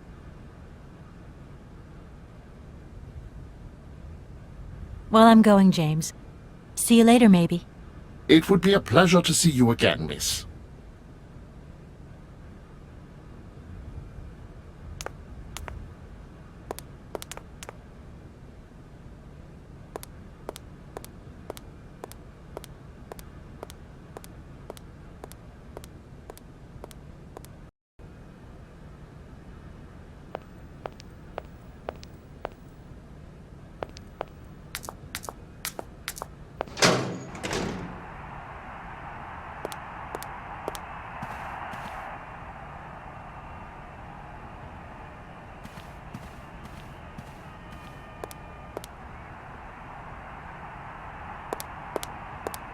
Sir?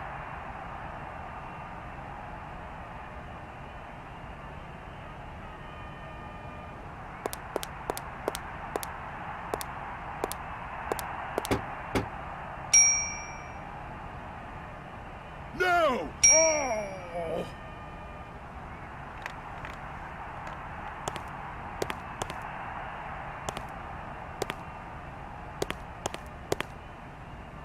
I've come to say I'm sorry for the fountain. I hope I haven't caused too much damage. But it's the best idea I could find to actually meet Madame Romansky. Oh, it's no problem. I mean, who even looks at the stupid fountain these days? So, you're big buddies with Romansky. Just what was it you said to get in her good book so quickly? I just asked if she could come with me to sing in a factory. Romansky? Sing? It's been a year and a day since she last sung anything. Bleeding surprised she's going with you. We'll see. There's always hope and, well, persistence. And you certainly have a lot of that. No denying it, madam.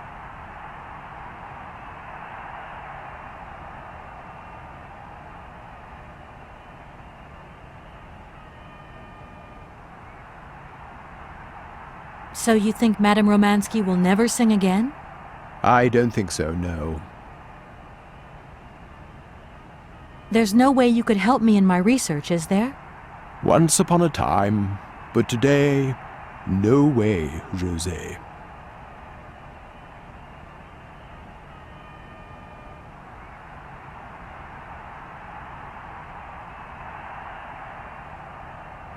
Goodbye, Mr. Felix. You haven't changed your mind, then? I could do you a good deal on the royal suite. Thanks very much, but I really must be going.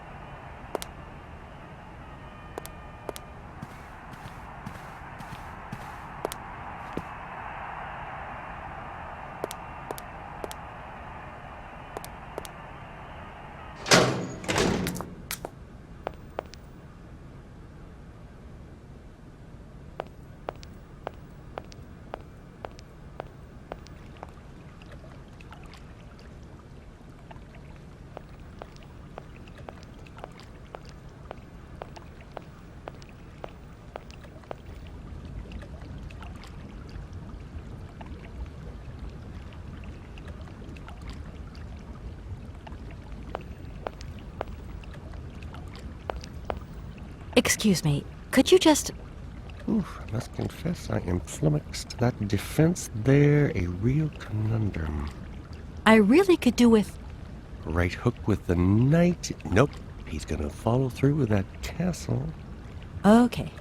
Got the picture. Thanks a lot.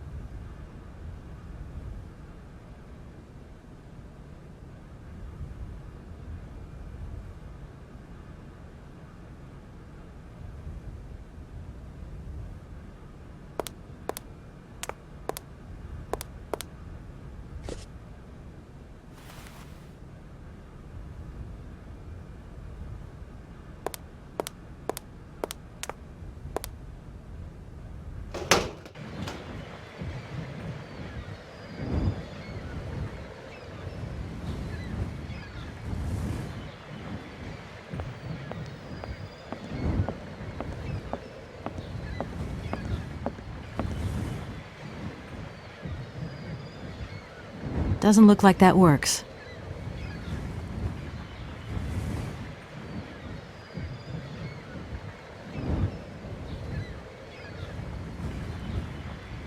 Doesn't look like that works.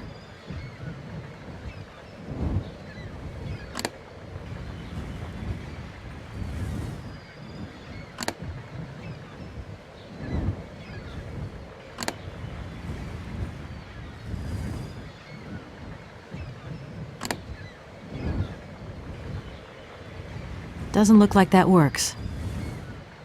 If that's going to work, it looks like something's missing.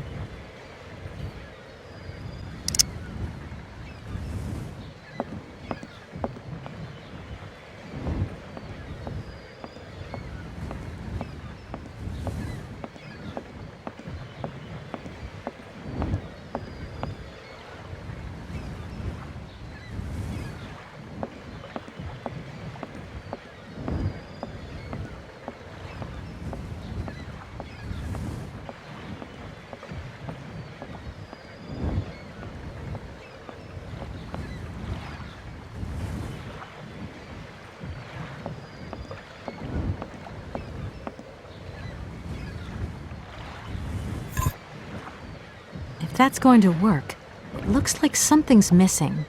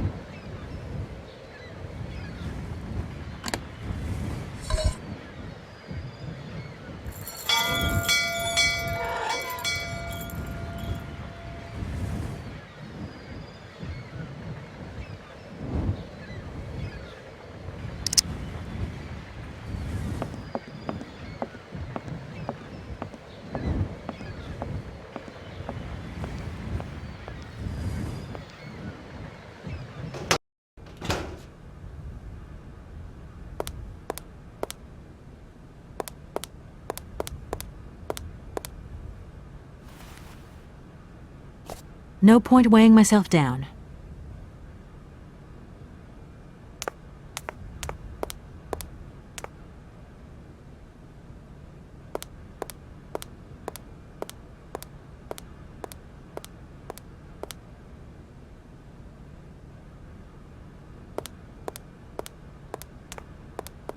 James, what are you waiting for? Don't tell me you didn't hear the bell this time. The bell did indeed ring, but it is very windy outside, isn't it? Yeah, it is a bit gusty. But what's that got to do with it? Madam doesn't understand.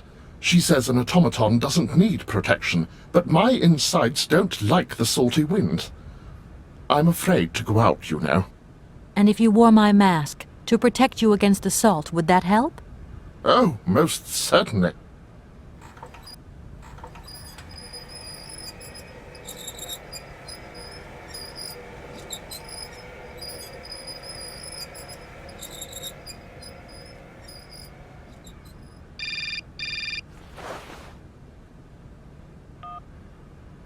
Katie Pooh. So, have you met her yet? This Helena person? What's she like? Does she remember Frank? Hi, Mom. Yeah, sure. I met her, and yeah, she's living in Arrowbad. You can thank Frank for me again. I'll remember to, honey. So, what's Arrowbad like? Maybe Frank can take me there one day. It's this seaside resort, Ma, but it isn't what it used to be. You'd be real disappointed. Maybe you're right. So, when are you coming home? Is that mission all over then? Not really, Ma. I still haven't found the heir I'm looking for to wrap up the case. Helena Romansky's a kind of detour here. Listen, Munchkin, I get the distinct impression that you're being led up the garden path. Why don't you just come home, tell your boss this heir just doesn't exist, that you've done all you can, et voila. Do you want me to call him for you? Ma, please, don't get involved. Looking for Hans Vorarlberg is what I'm being paid for. But I also just want to find him for myself. Honestly, you're just as stubborn as your father. Don't complain that your mother didn't warn you. Don't worry, I won't.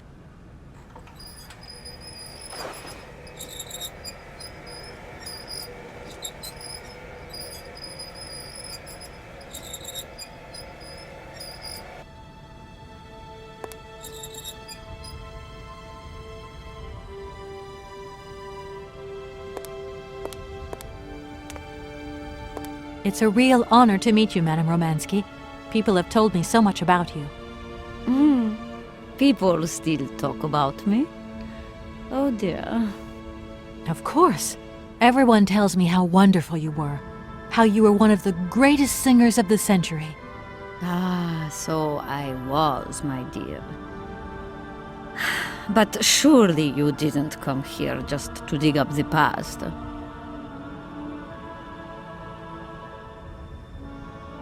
Like I said, I'm a lawyer, and to tell you the truth, I don't know much about classical music.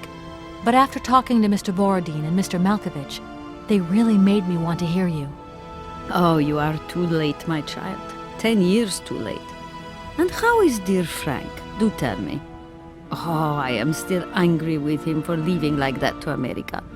Don't be offended, but I never suspected those cowboys actually have an ear for real music. I don't think he sings much anymore.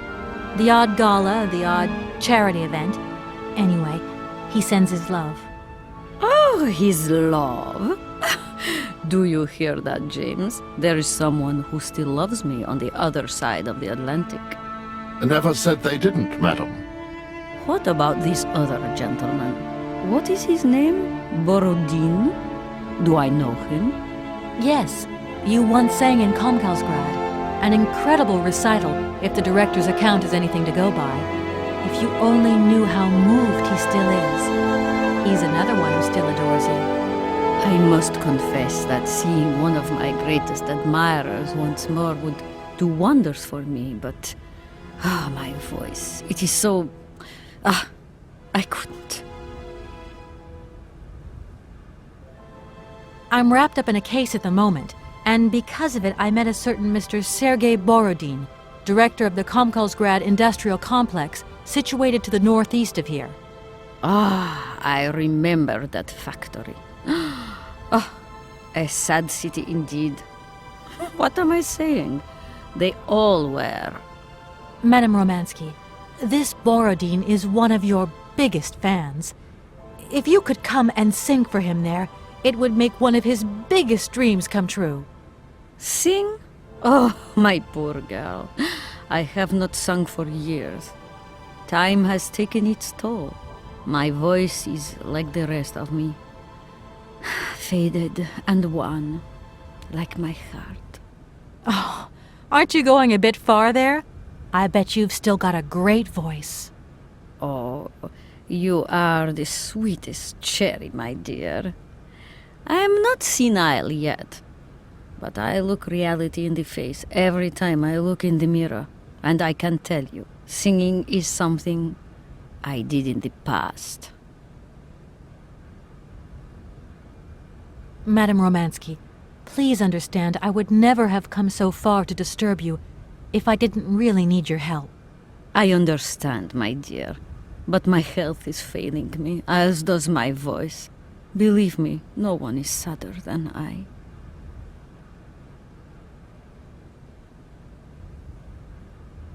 Strange. I get the impression that Hans Vorarlberg turned up here, too. You know Hans Vorarlberg?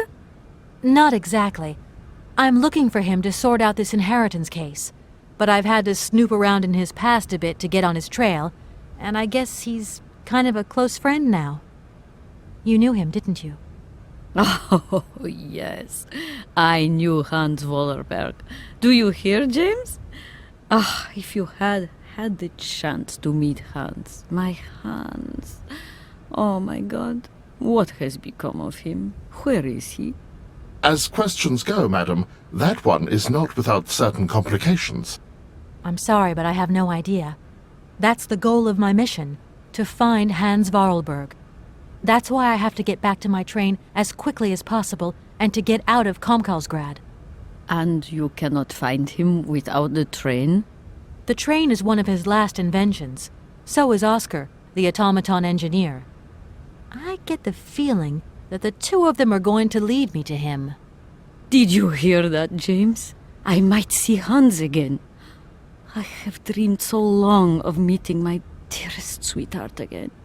Oh, if only I could sing. If only I were in Paris, I would ask George for that miracle cocktail. The one that only he knew how to make. Wouldn't I, James? Yes, madam. As you have frequently said, without that famous cocktail, your French tour would have probably been cancelled. I don't understand. An extraordinary tale, my dear. It was December, and it was terribly cold and damp. I had to play the role of Tatiana that evening at the opera. But since the morning, I had lost my voice. It drove me completely mad with worry. I don't know how George, the barman at the Moritz Hotel, heard about my affliction, but he brought me up a cocktail that he had invented. A strange concoction. But it turned out to be a miracle cure. My voice returned to me in an instant. That's amazing. That's just what we need. We're going to mix you up a cocktail. Ah, my dear child. It is impossible.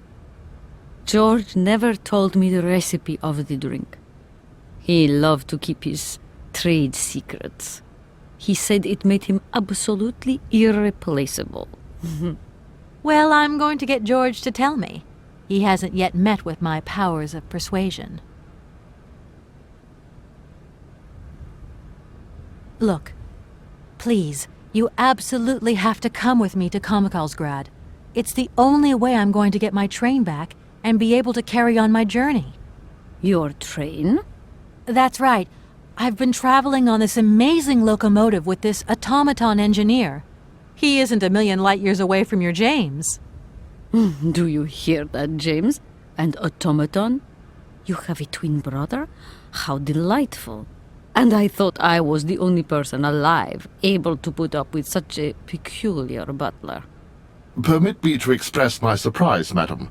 Surely the fact that I remain in your service guarantees my uniqueness. Oscar isn't my butler, though. He has a great independence of thought. Sometimes he does whatever suits him. Just like you, James. Isn't that funny? Madam will not be surprised to hear that she is strongly advised not to undertake a journey that, unless I am very much mistaken, will tire her needlessly.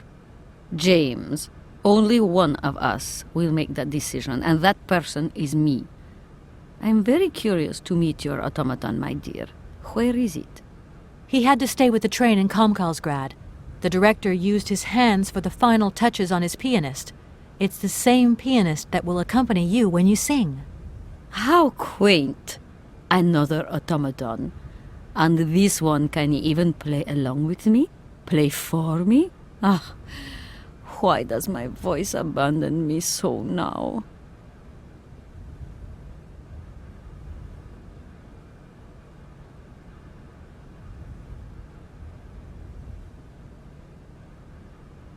You must have had a fantastic life. So exhilarating. Ah, much more than you could ever imagine. I used to sing the finest melodies of the moment in the most fantastic theaters around the world. I have been hailed by kings and courted by princes. Grown men would sink to their knees when they heard the first notes of my recital. My voice could break crystal glass and hearts, many hearts. I'm not surprised. Then one day sickness steals away the gift life has given you. My voice started to betray me. I started to get migraines. My health failed. They sent me here to let the spa town weave its healing spell. I was only going to rest for a month, but then the month became a year and the years get longer. But you look so healthy to me. Oh, thank you, my dear.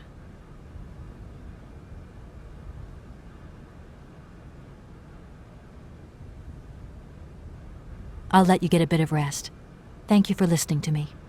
It was a real pleasure, my child. You are a charming young lady, and simply talking to you has warmed my soul.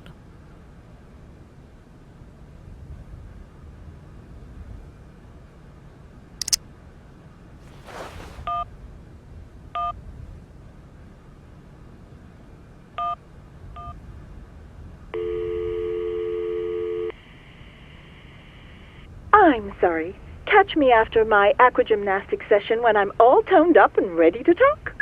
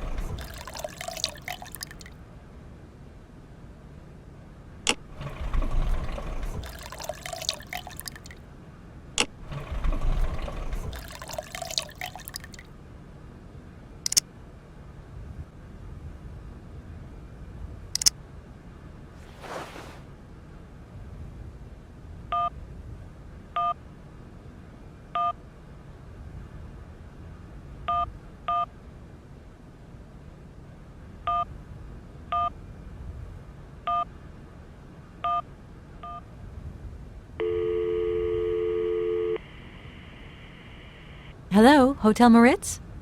Reception here. Can I help you? I'd like to talk to Mr. George. He's a barman at your hotel. I'll connect you with the bar. Just a moment.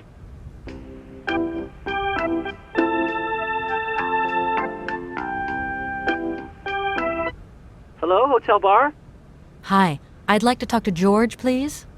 George? You mean Mr. George? Yeah, probably. He must have been a barman at the Maritz in the 50s?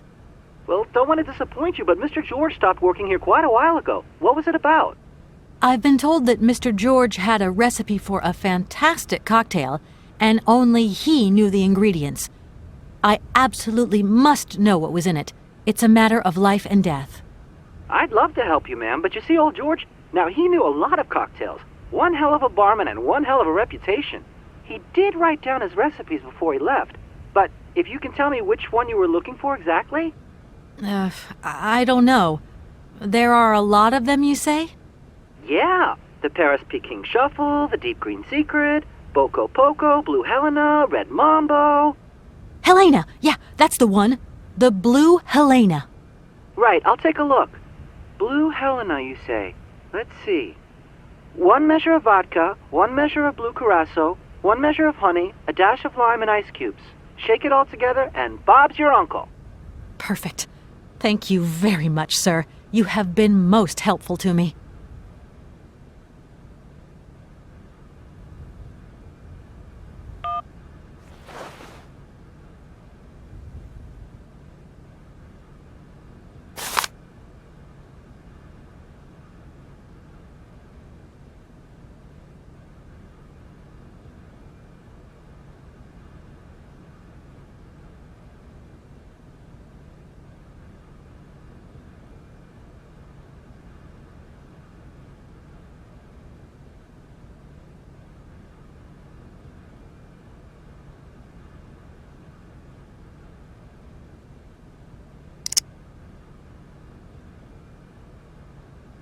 I wonder how that works.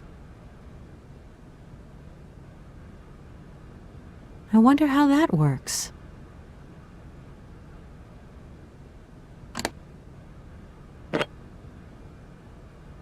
I wonder how that works.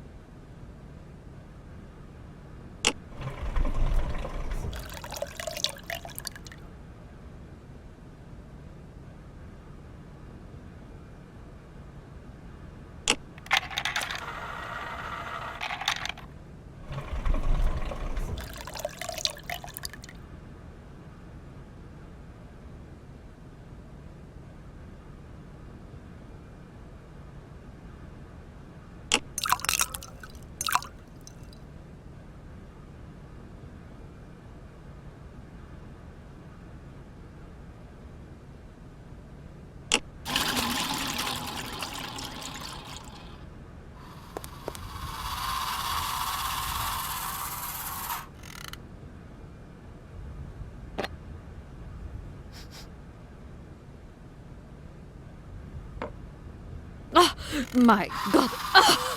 From what backwater of hell did you find this potion? Are you trying to poison me? It's a blue Helena. That is impossible. The blue Helena had a color that was like an aroma like you understand? Its texture was not quite so. One thing is for certain: this is no blue Helena.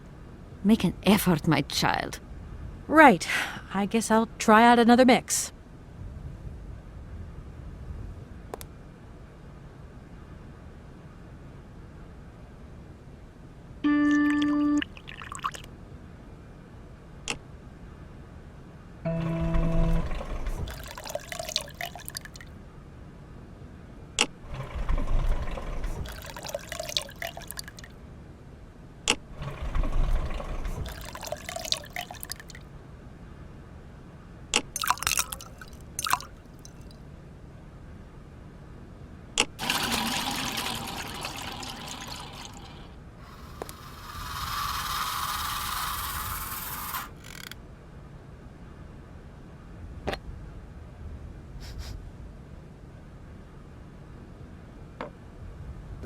My God! From what backwater of hell did you find this potion? Are you trying to poison me? It's a blue Helena. That is impossible. The blue Helena had a color that was like an aroma like you understand? Its texture was not quite so. One thing is for certain: this is no blue Helena. Make an effort, my child. Right. I guess I'll try out another mix.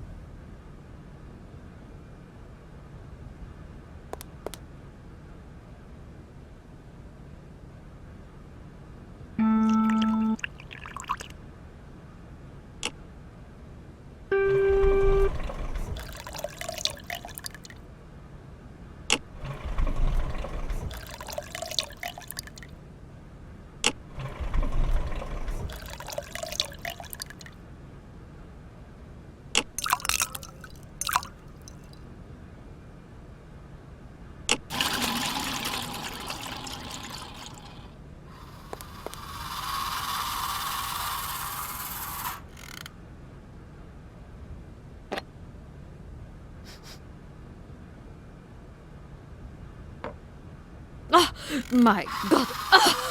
From what backwater of hell did you find this potion? Are you trying to poison me?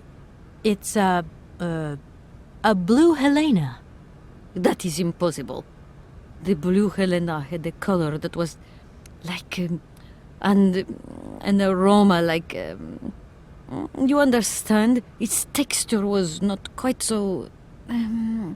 One thing is for certain: this is no blue Helena. Make an effort, my child.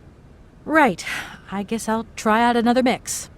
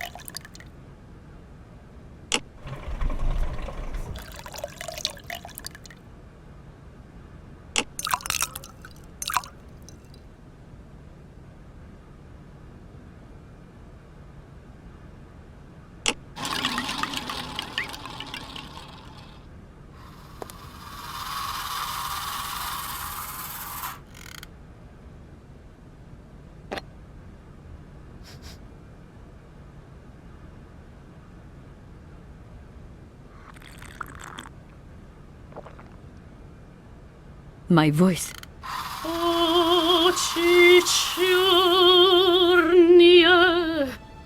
My God, that is atrocious, horrific.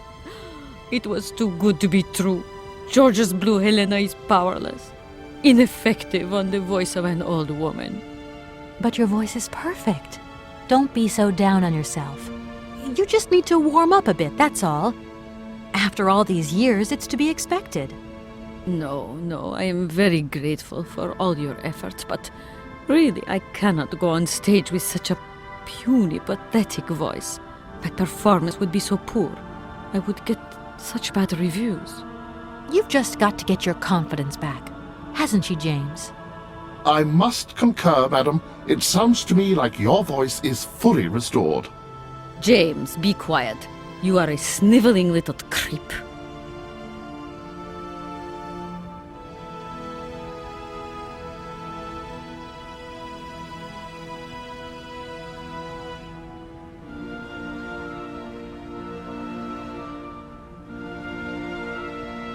The blue Helena really does have a magical effect.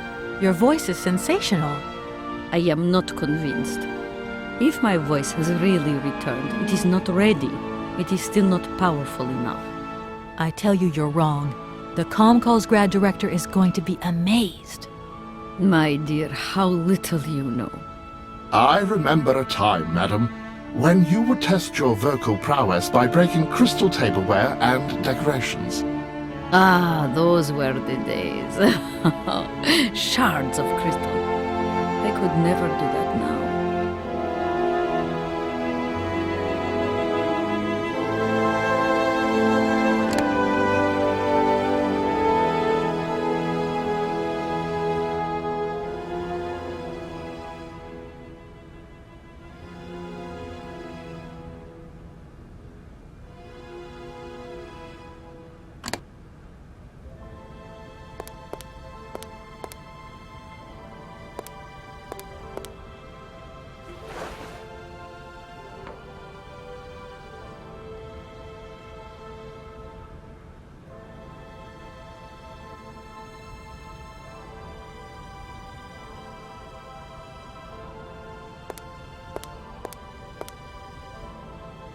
My voice.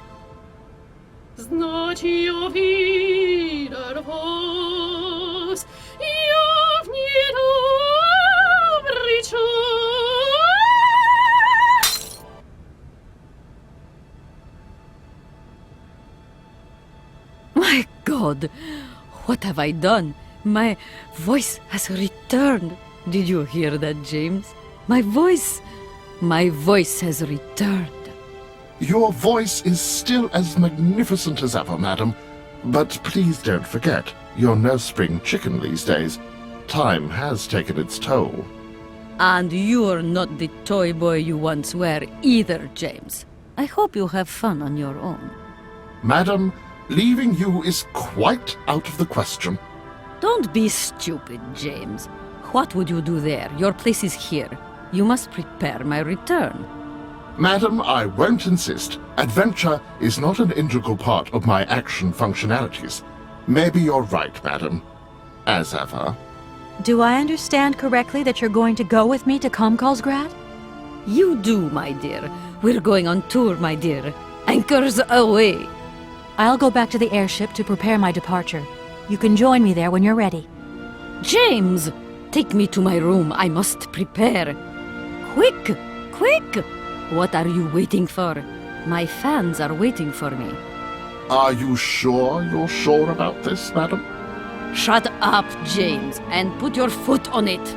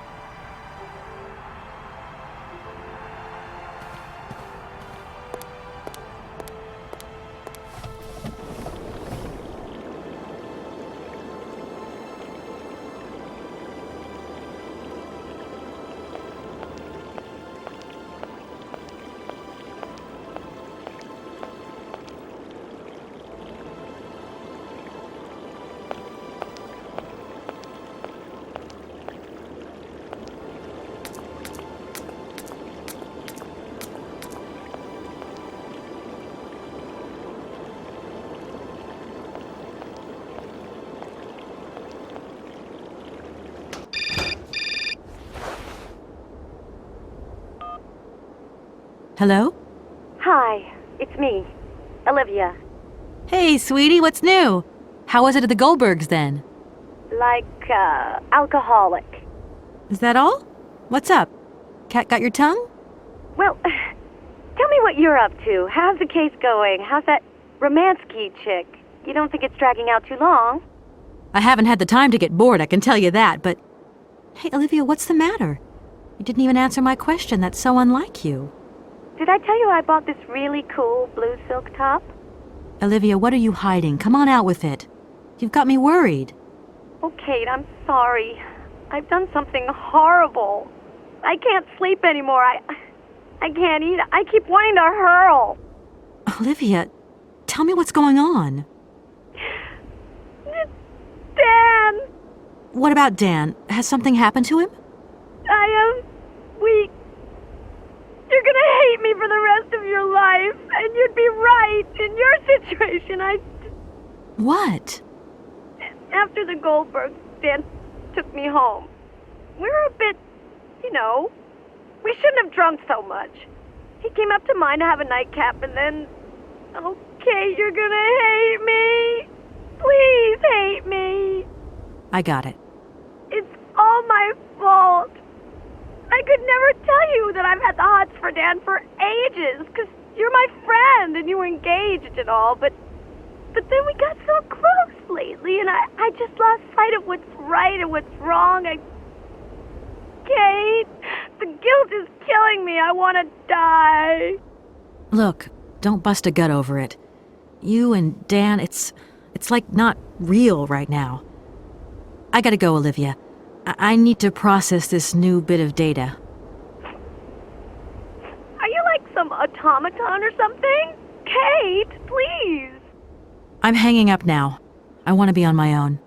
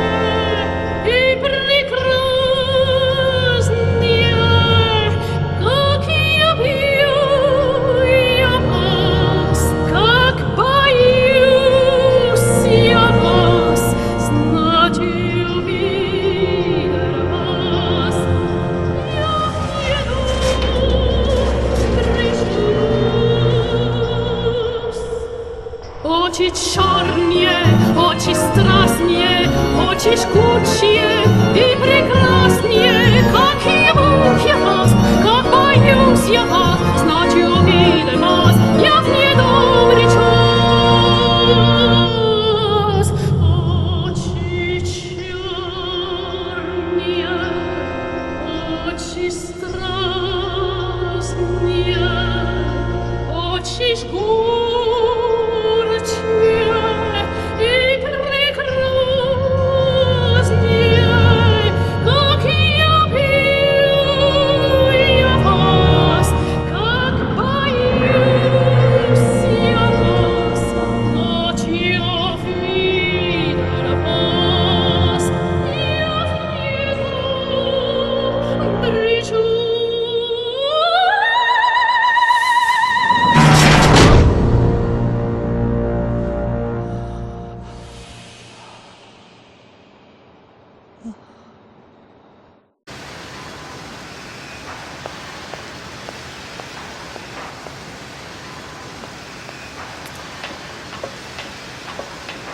Kate, help me.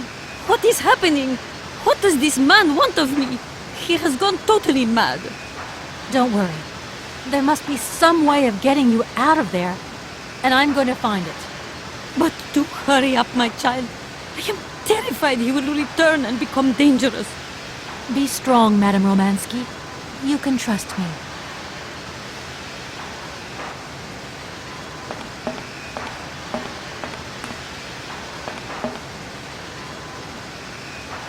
This lock looks fairly solid.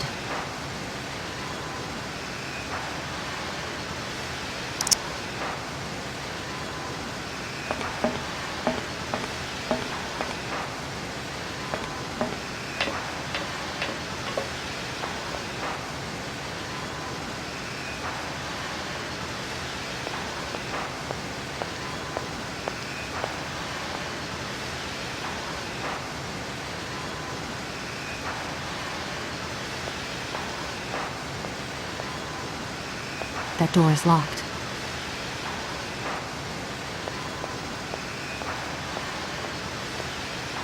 Darn it! Helena!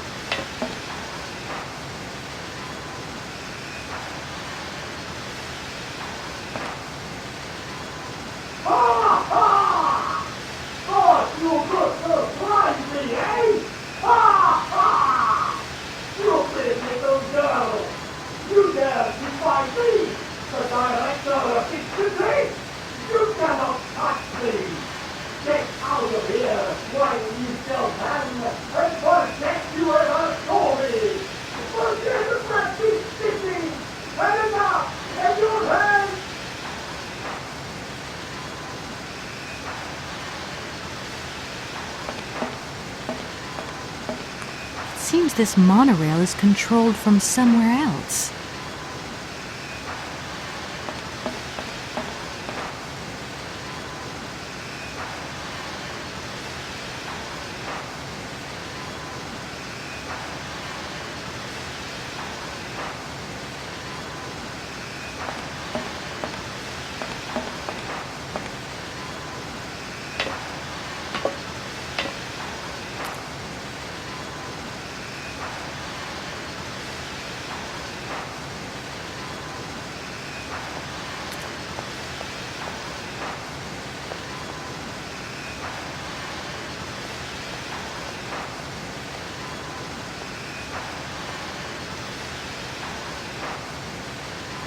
That door is locked.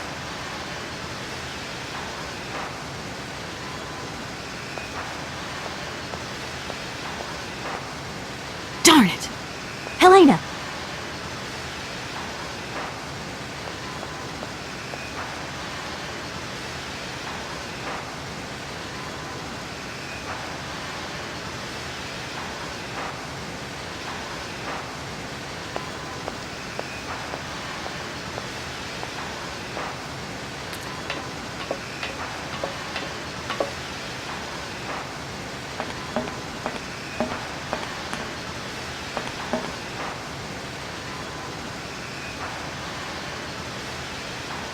This lock looks fairly solid.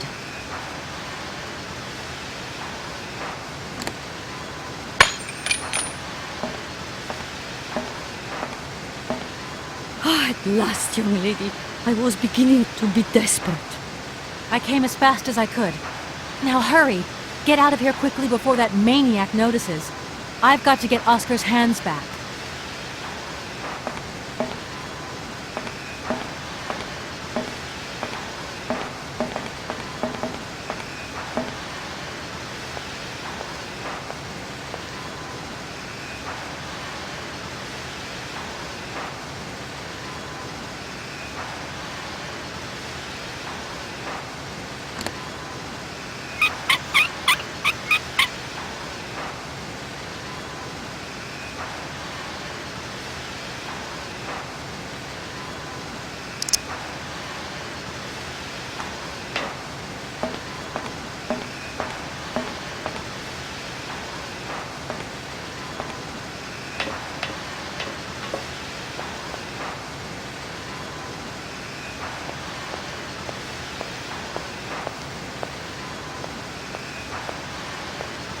Are you all right, madam?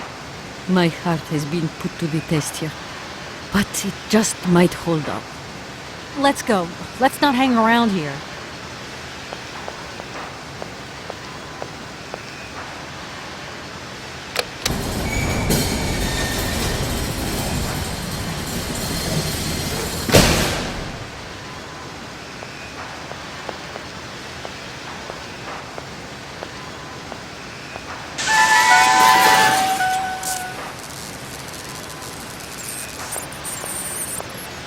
Oh!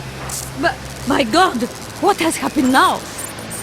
Ha ha! Nice try, Miss Walker. But you are not strong enough.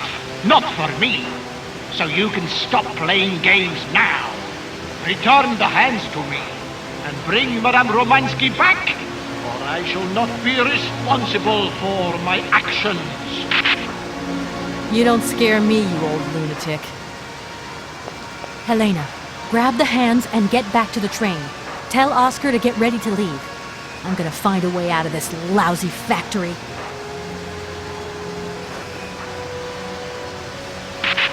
No chance. You will never succeed. Ha! We'll just see about that. I warned you, Kate Walker. I warned you. Be careful, my child. You too. And don't worry.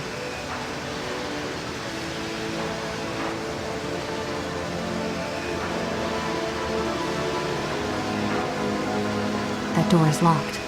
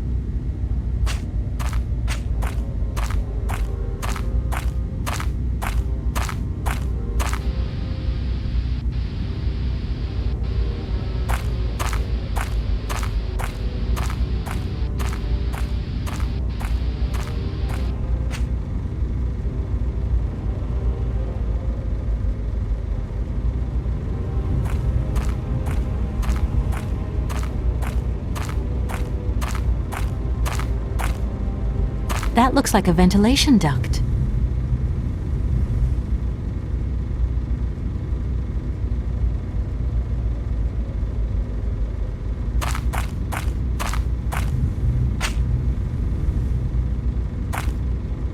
I don't want to touch it, in case I break it.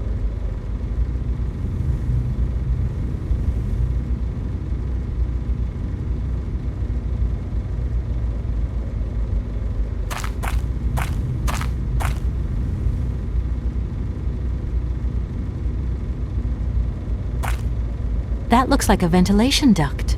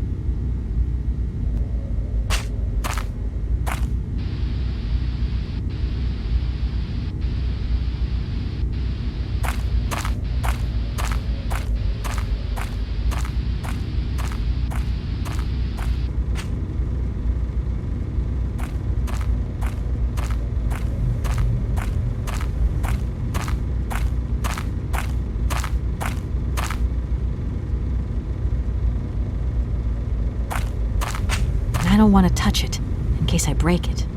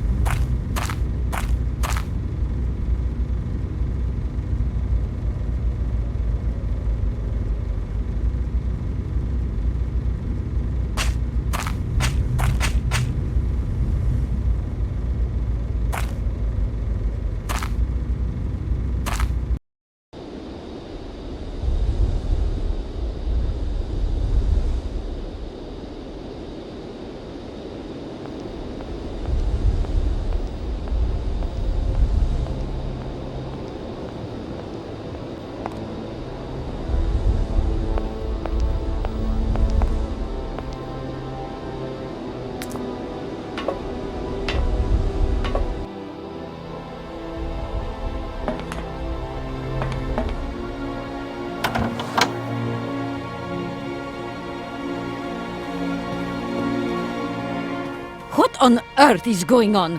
Why is this train not moving? This is not the time to hang around with that madman on the loose. That is a bit of a concern. Don't worry, I'll take care of it.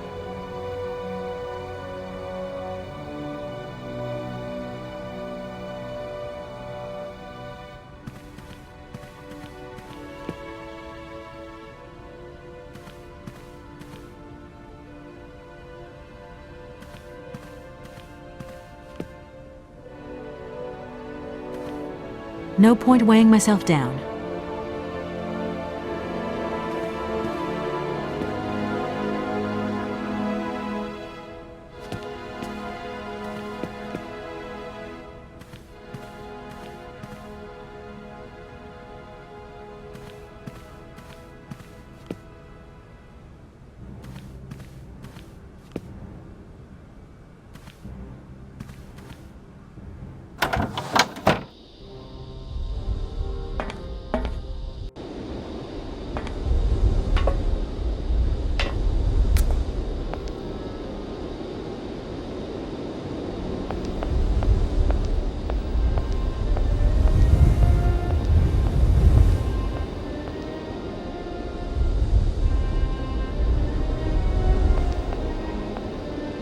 Oscar, I'm back.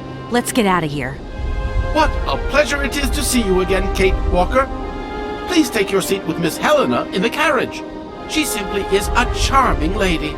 She helped me screw my hand back on. I must inform you, though, that regulations make no provision for supplementary passengers. I hope that you still have your ticket for Arrowbad. Oscar! Message received and understood, Kate Walker. Departure imminent.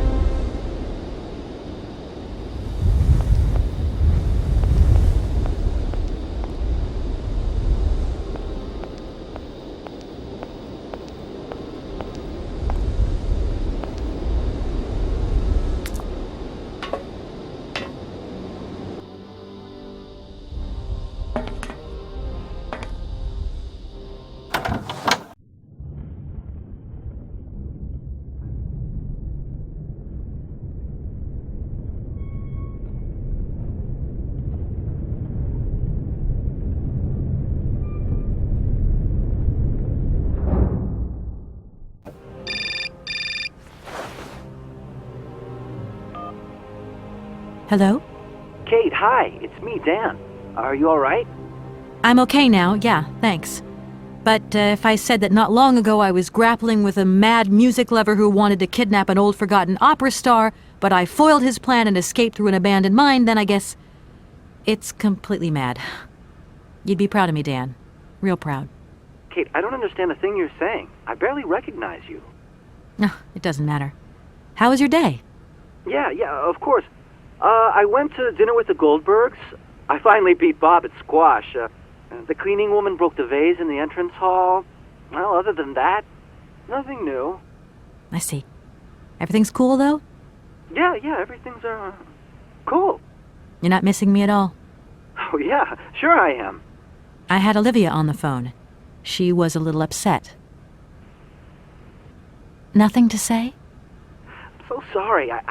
I don't know what came over me. It happened so quickly. I just totally lost control. I was so weak, so dumb. I can't imagine how you could ever forgive me. What a bastard I've been. I don't know, Dan. Maybe I'm to blame somewhere in all this. Maybe I pushed you into Olivia's arms. I'm well aware that this trip has taken me far from New York and far from the Kate you once knew. And you know what surprises me the most? I don't miss it. What's happening to us, Kate? Maybe we've just realized we don't really love each other, Dan. We can talk about it when you get back if you want. I don't know, Dan. We'll see.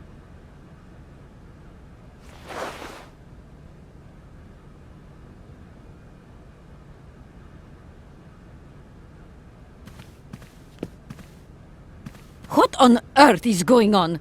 Why is this train not moving? This is not the time to hang around with that madman on the loose. That is a bit of a concern. Don't worry, I'll take care of it.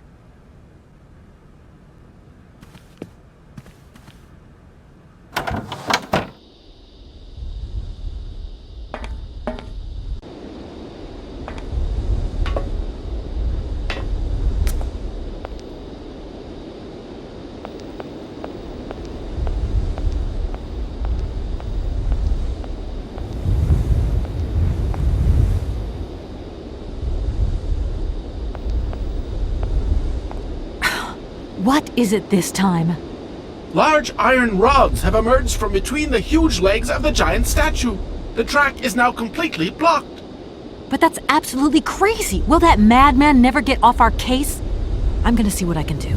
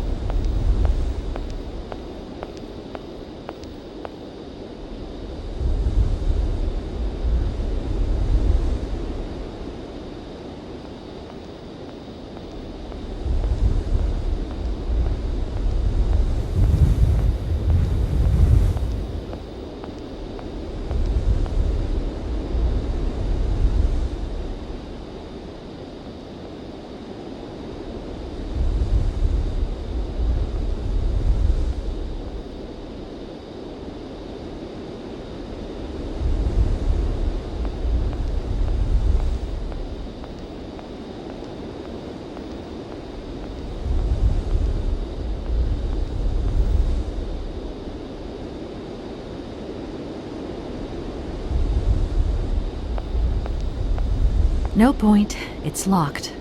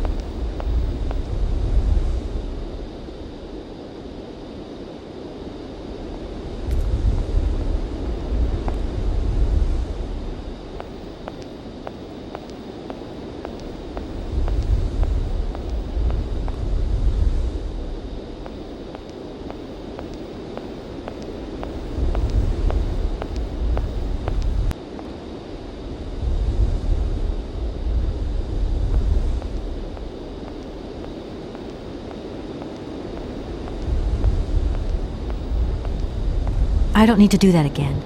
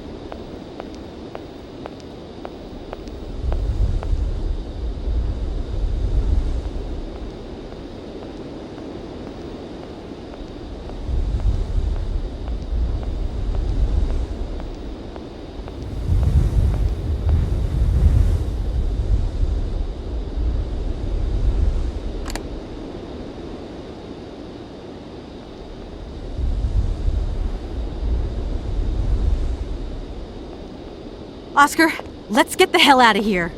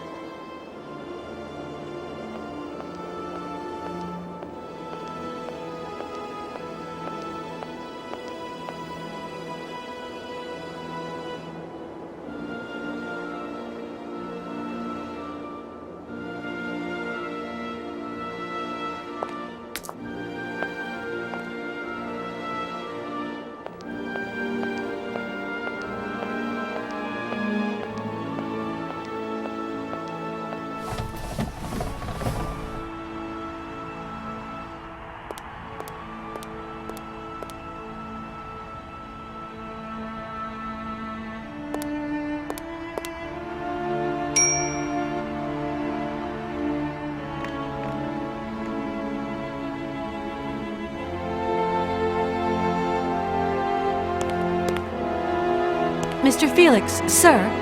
What can I do for you, ma'am? I never thought that I'd travel so far away from home. You're still young, ma'am. Open those big brown eyes of yours and see the world. My eyes have never been so open, Mr. Felix. Well, I'm gonna hit the road again. Would it be too much to ask where you're going? Who can say? Well, I wish you the best of luck, Miss Walker. There's no way you could help me in my research, is there? Once upon a time, but today, no way, José. This might seem a little indiscreet, but I think that Hans Vorarlberg stayed here once, and I'd like to know if you've heard anything from him since. It's not house policy to talk about the comings and goings of its clientele, but I will say that I have indeed not had the pleasure of doing dealings with Mr. Vorarlberg since he left the hotel a long, long time ago. It's a real shame that there aren't any guests at your hotel. We had our moment of glory, but now it's all in the past. That's all. Doesn't it make you sad? Why should it? Once upon a time I met the greatest of the great. Now I got my memories. Sweet memories.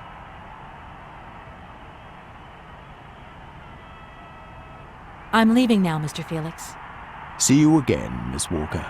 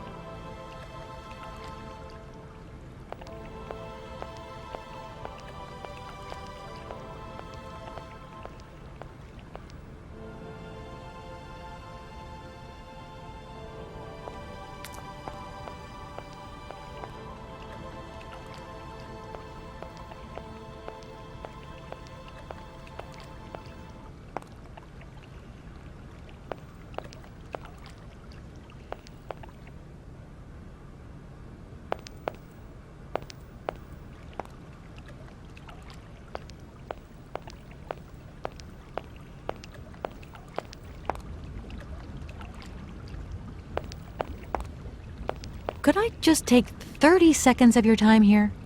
Right. Like that, and I got him up against the ropes. You're the lucky one.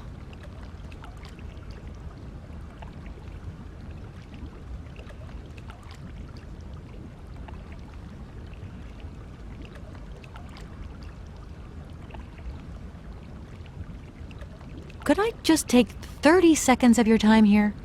Right. Like that, and I got him up against the ropes. You're the lucky one.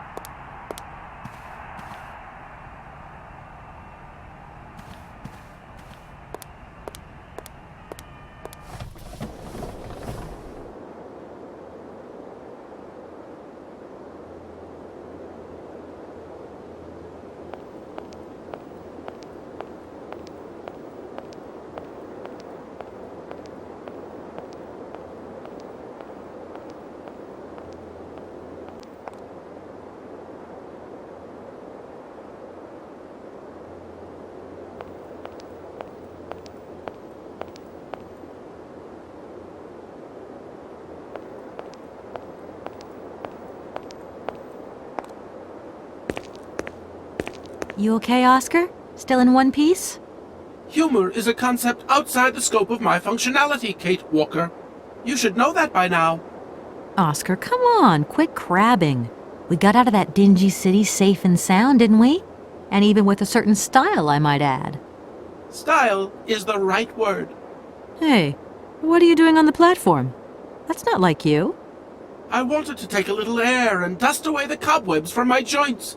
This salt wind is terrible, though. I think it would be wiser to return to our nice, warm train. Get a life, Oscar. You know something, Oscar? Despite all our mishaps and your grating personality, I think I'm gonna miss you. Why? Are you leaving us, Kate Walker? Yes. When I found Hans Vorarlberg, I'm going to have to go home to New York. That's your decision, Kate Walker?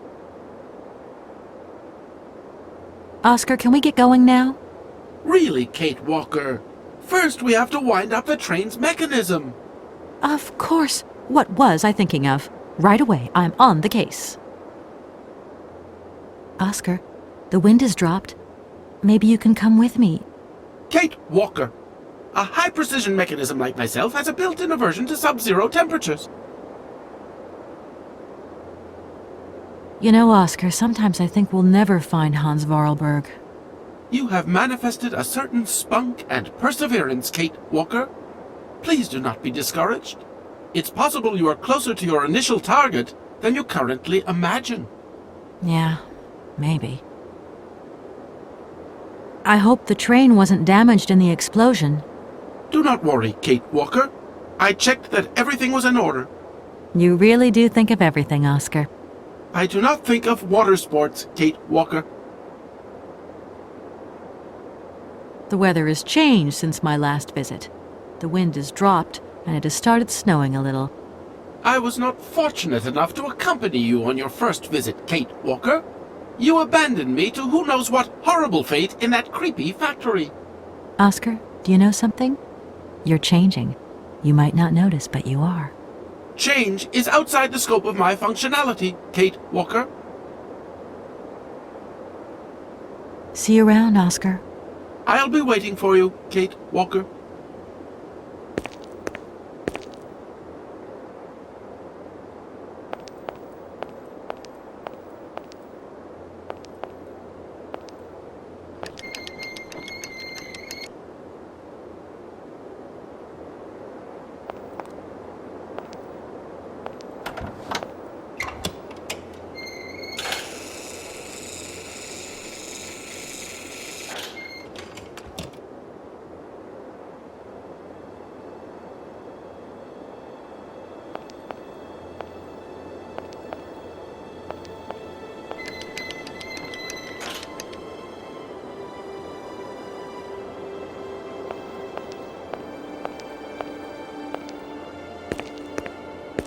Hello, Oscar.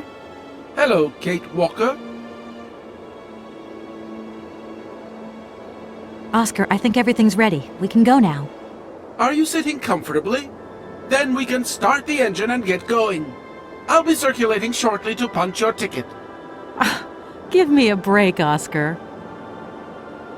Miss Walker! Miss Walker! Wait! Don't go yet! Mr. Felix, what's the matter now? Has something happened to Madame Romansky? No, not at all. Our favorite diva's fine and dandy. But there's a package for you at the reception. I said to myself, Felix, maybe she's got to have it before she goes. A package for me? But that's impossible. But it's got Miss Walker written on it, clear as day. Why didn't you tell me about it earlier? It's only just arrived, like. Oh, and, well, who delivered it? I don't know. I just took my eye off reception for a moment. The game was on, you see, and there it was, on the counter in reception. Come and get it. Okay.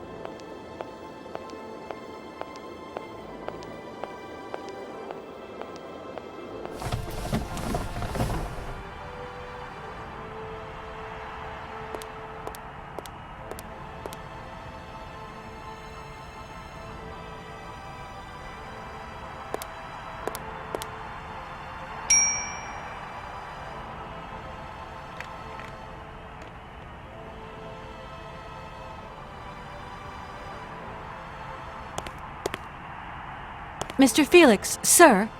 What can I do for you, ma'am?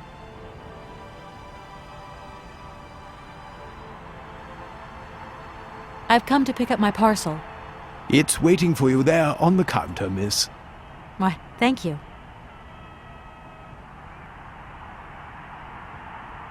I'm leaving now, Mr. Felix. See you again, Miss Walker.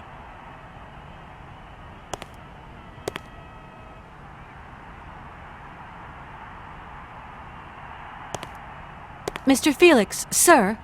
What can I do for you, ma'am? I'm leaving now, Mr. Felix. See you again, Miss Walker.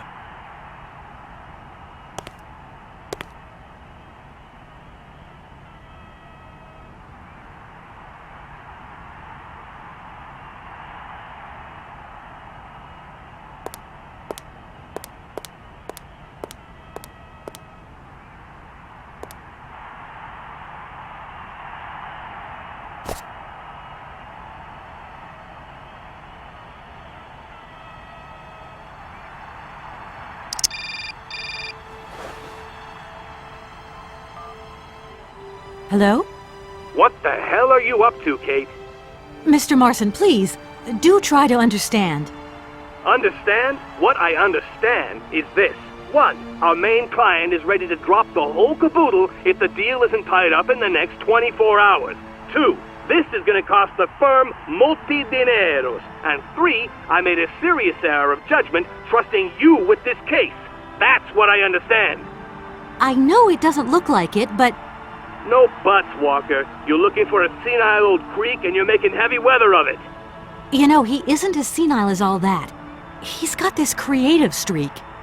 Look, drop the mumbo-jumbo. I don't want excuses. I want... I've got to go, Mr. Marson. I think I'm onto something.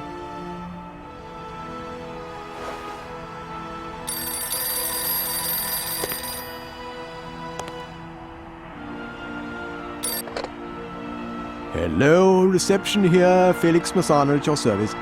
Yes, ma'am. Yes. Yes, she's right here in front of me, ma'am. Immediately. Please, be my guest. Miss Walker, Madame Romansky would like you to join her at the hotel bar as quickly as possible. I'm going.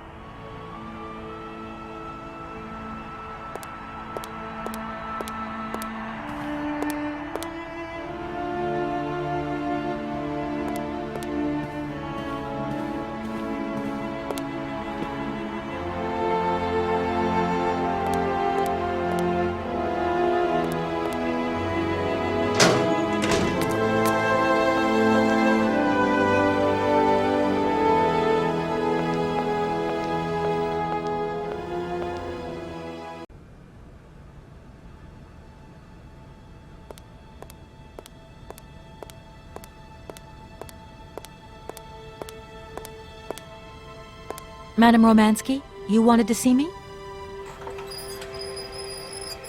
There you are, my dear. I wanted to talk to you before you leave. I didn't want you to get the wrong idea. Despite our mishap in Komkosgrad, I'm very grateful to you. You helped me to forget my life here and this dead beach where I stroll up and down all day, getting more and more bored. So much the better. Time passes so quickly. One day you are at the peak of your glory. You think it is going to last forever. And then one day the bubble bursts, and you are washed up and forgot. Madame Romansky, don't be so gloom and doom. It doesn't suit you. And if there is no one left to help you out, you start to sink into a long, dark winter. Perhaps you should rest now. We've had a trying time. It's been emotional. You must be tired. When I returned here, Hans gave me such a taste for life. He too was ill. Oh, he coughed. He must have spent too long at the factories, breathing in their smoke. And then he was better. And he left. And I stayed with my memories. Hans Vorarlberg?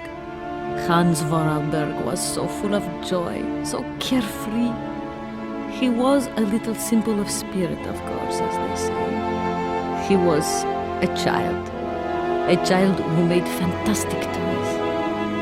I think that maybe I loved him. God alone knows where he is today.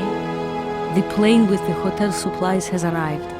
Maybe you should take a walk outside. I don't understand. I am old. I am tired. I have been very pleased to meet you, Kate Walker. Goodbye, James. Do look after Madame Romansky. That is all I ever do, miss. May fortune follow your every footstep. The snow is a good sign. Really? The snow chases the wind away and covers the salt and sand on the ground. The air becomes purer and still. Ideal conditions for a constitutional. Great. Thanks for everything, James.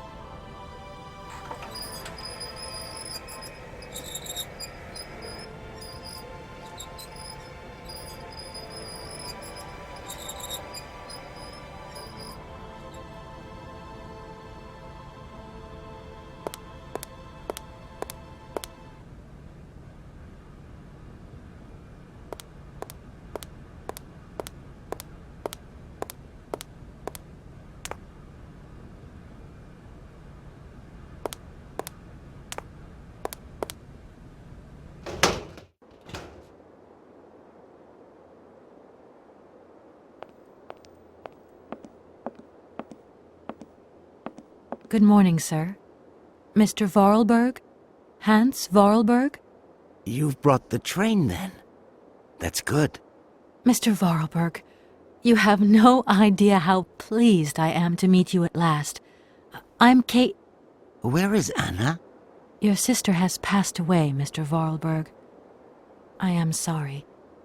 Truly sorry. Ah, okay. Otherwise, it's Anna who would have come, right? Not you. I guess you're right, Mr. Vorarlberg. My name's Kate Walker. Kate Walker? Okay, I'm going away on the train. A long way away. Where's that? That way. Syberia. Syberia. I'm sorry. Mr. Vorarlberg, I've been ordered to tie up the buyout of your factory in Valladolid. It's, my job, you understand. Anna told me. The automatons. That's over now, isn't it? Mr. Vorarlberg, the factory belongs to you now, and I need your signature to tie up the deal. Okay. Then I'm going away. On the train. Here's the sales contract. I'll give you some time to look it over. Your sister already agreed to the terms. All we need now is your signature.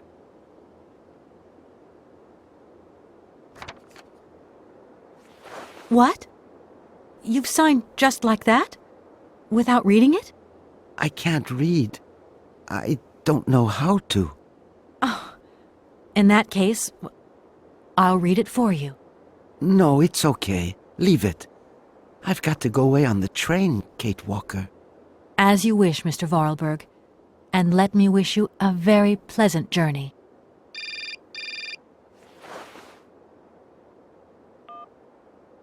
Yes?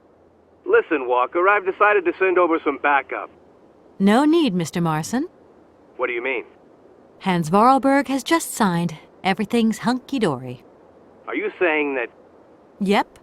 That Vorarlberg Manufacturing is now the exclusive property of the Universal Toy Company. But... that's great news. Good work. Excellent work, Walker. A real masterstroke. I knew I could count on you, Kate. I congratulate you. Thank you, sir. Right, now get back here as quick as you can. I want those papers on my desk tomorrow. My secretary will organize a meeting with Universal Toys immediately. You'll no doubt want to hand over the contract yourself. And now that I think of it, I've got no one on the Schwann Airport case. Big trial coming up. A real opportunity. The job is yours. My little way of saying thank you, Kate Walker. You're too kind. You have a great career as a lawyer ahead of you, Kate. See you tomorrow. Well done again, and don't lose those papers, huh? Now that would be the dumbest thing. Sure. Real dumb. Kate Walker? Yes, Mr. Vorarlberg? Are you coming on the train too, Kate Walker? No. That really wasn't in the plan. But thanks for offering. This adventure's all over for me now, Mr. Vorarlberg. Too bad. Silly, really. You don't like adventure, do you? I don't really... I mean, maybe there's... It's not easy to say. Yes? I have to go back to New York. They're waiting for me there, you understand? I understand. The plane. It's going to New York too, maybe. Maybe. I suppose I better go find out. Yes. It's more sensible. Maybe. See you later, Kate Walker. Yes. See you later, Mr. Vorarlberg.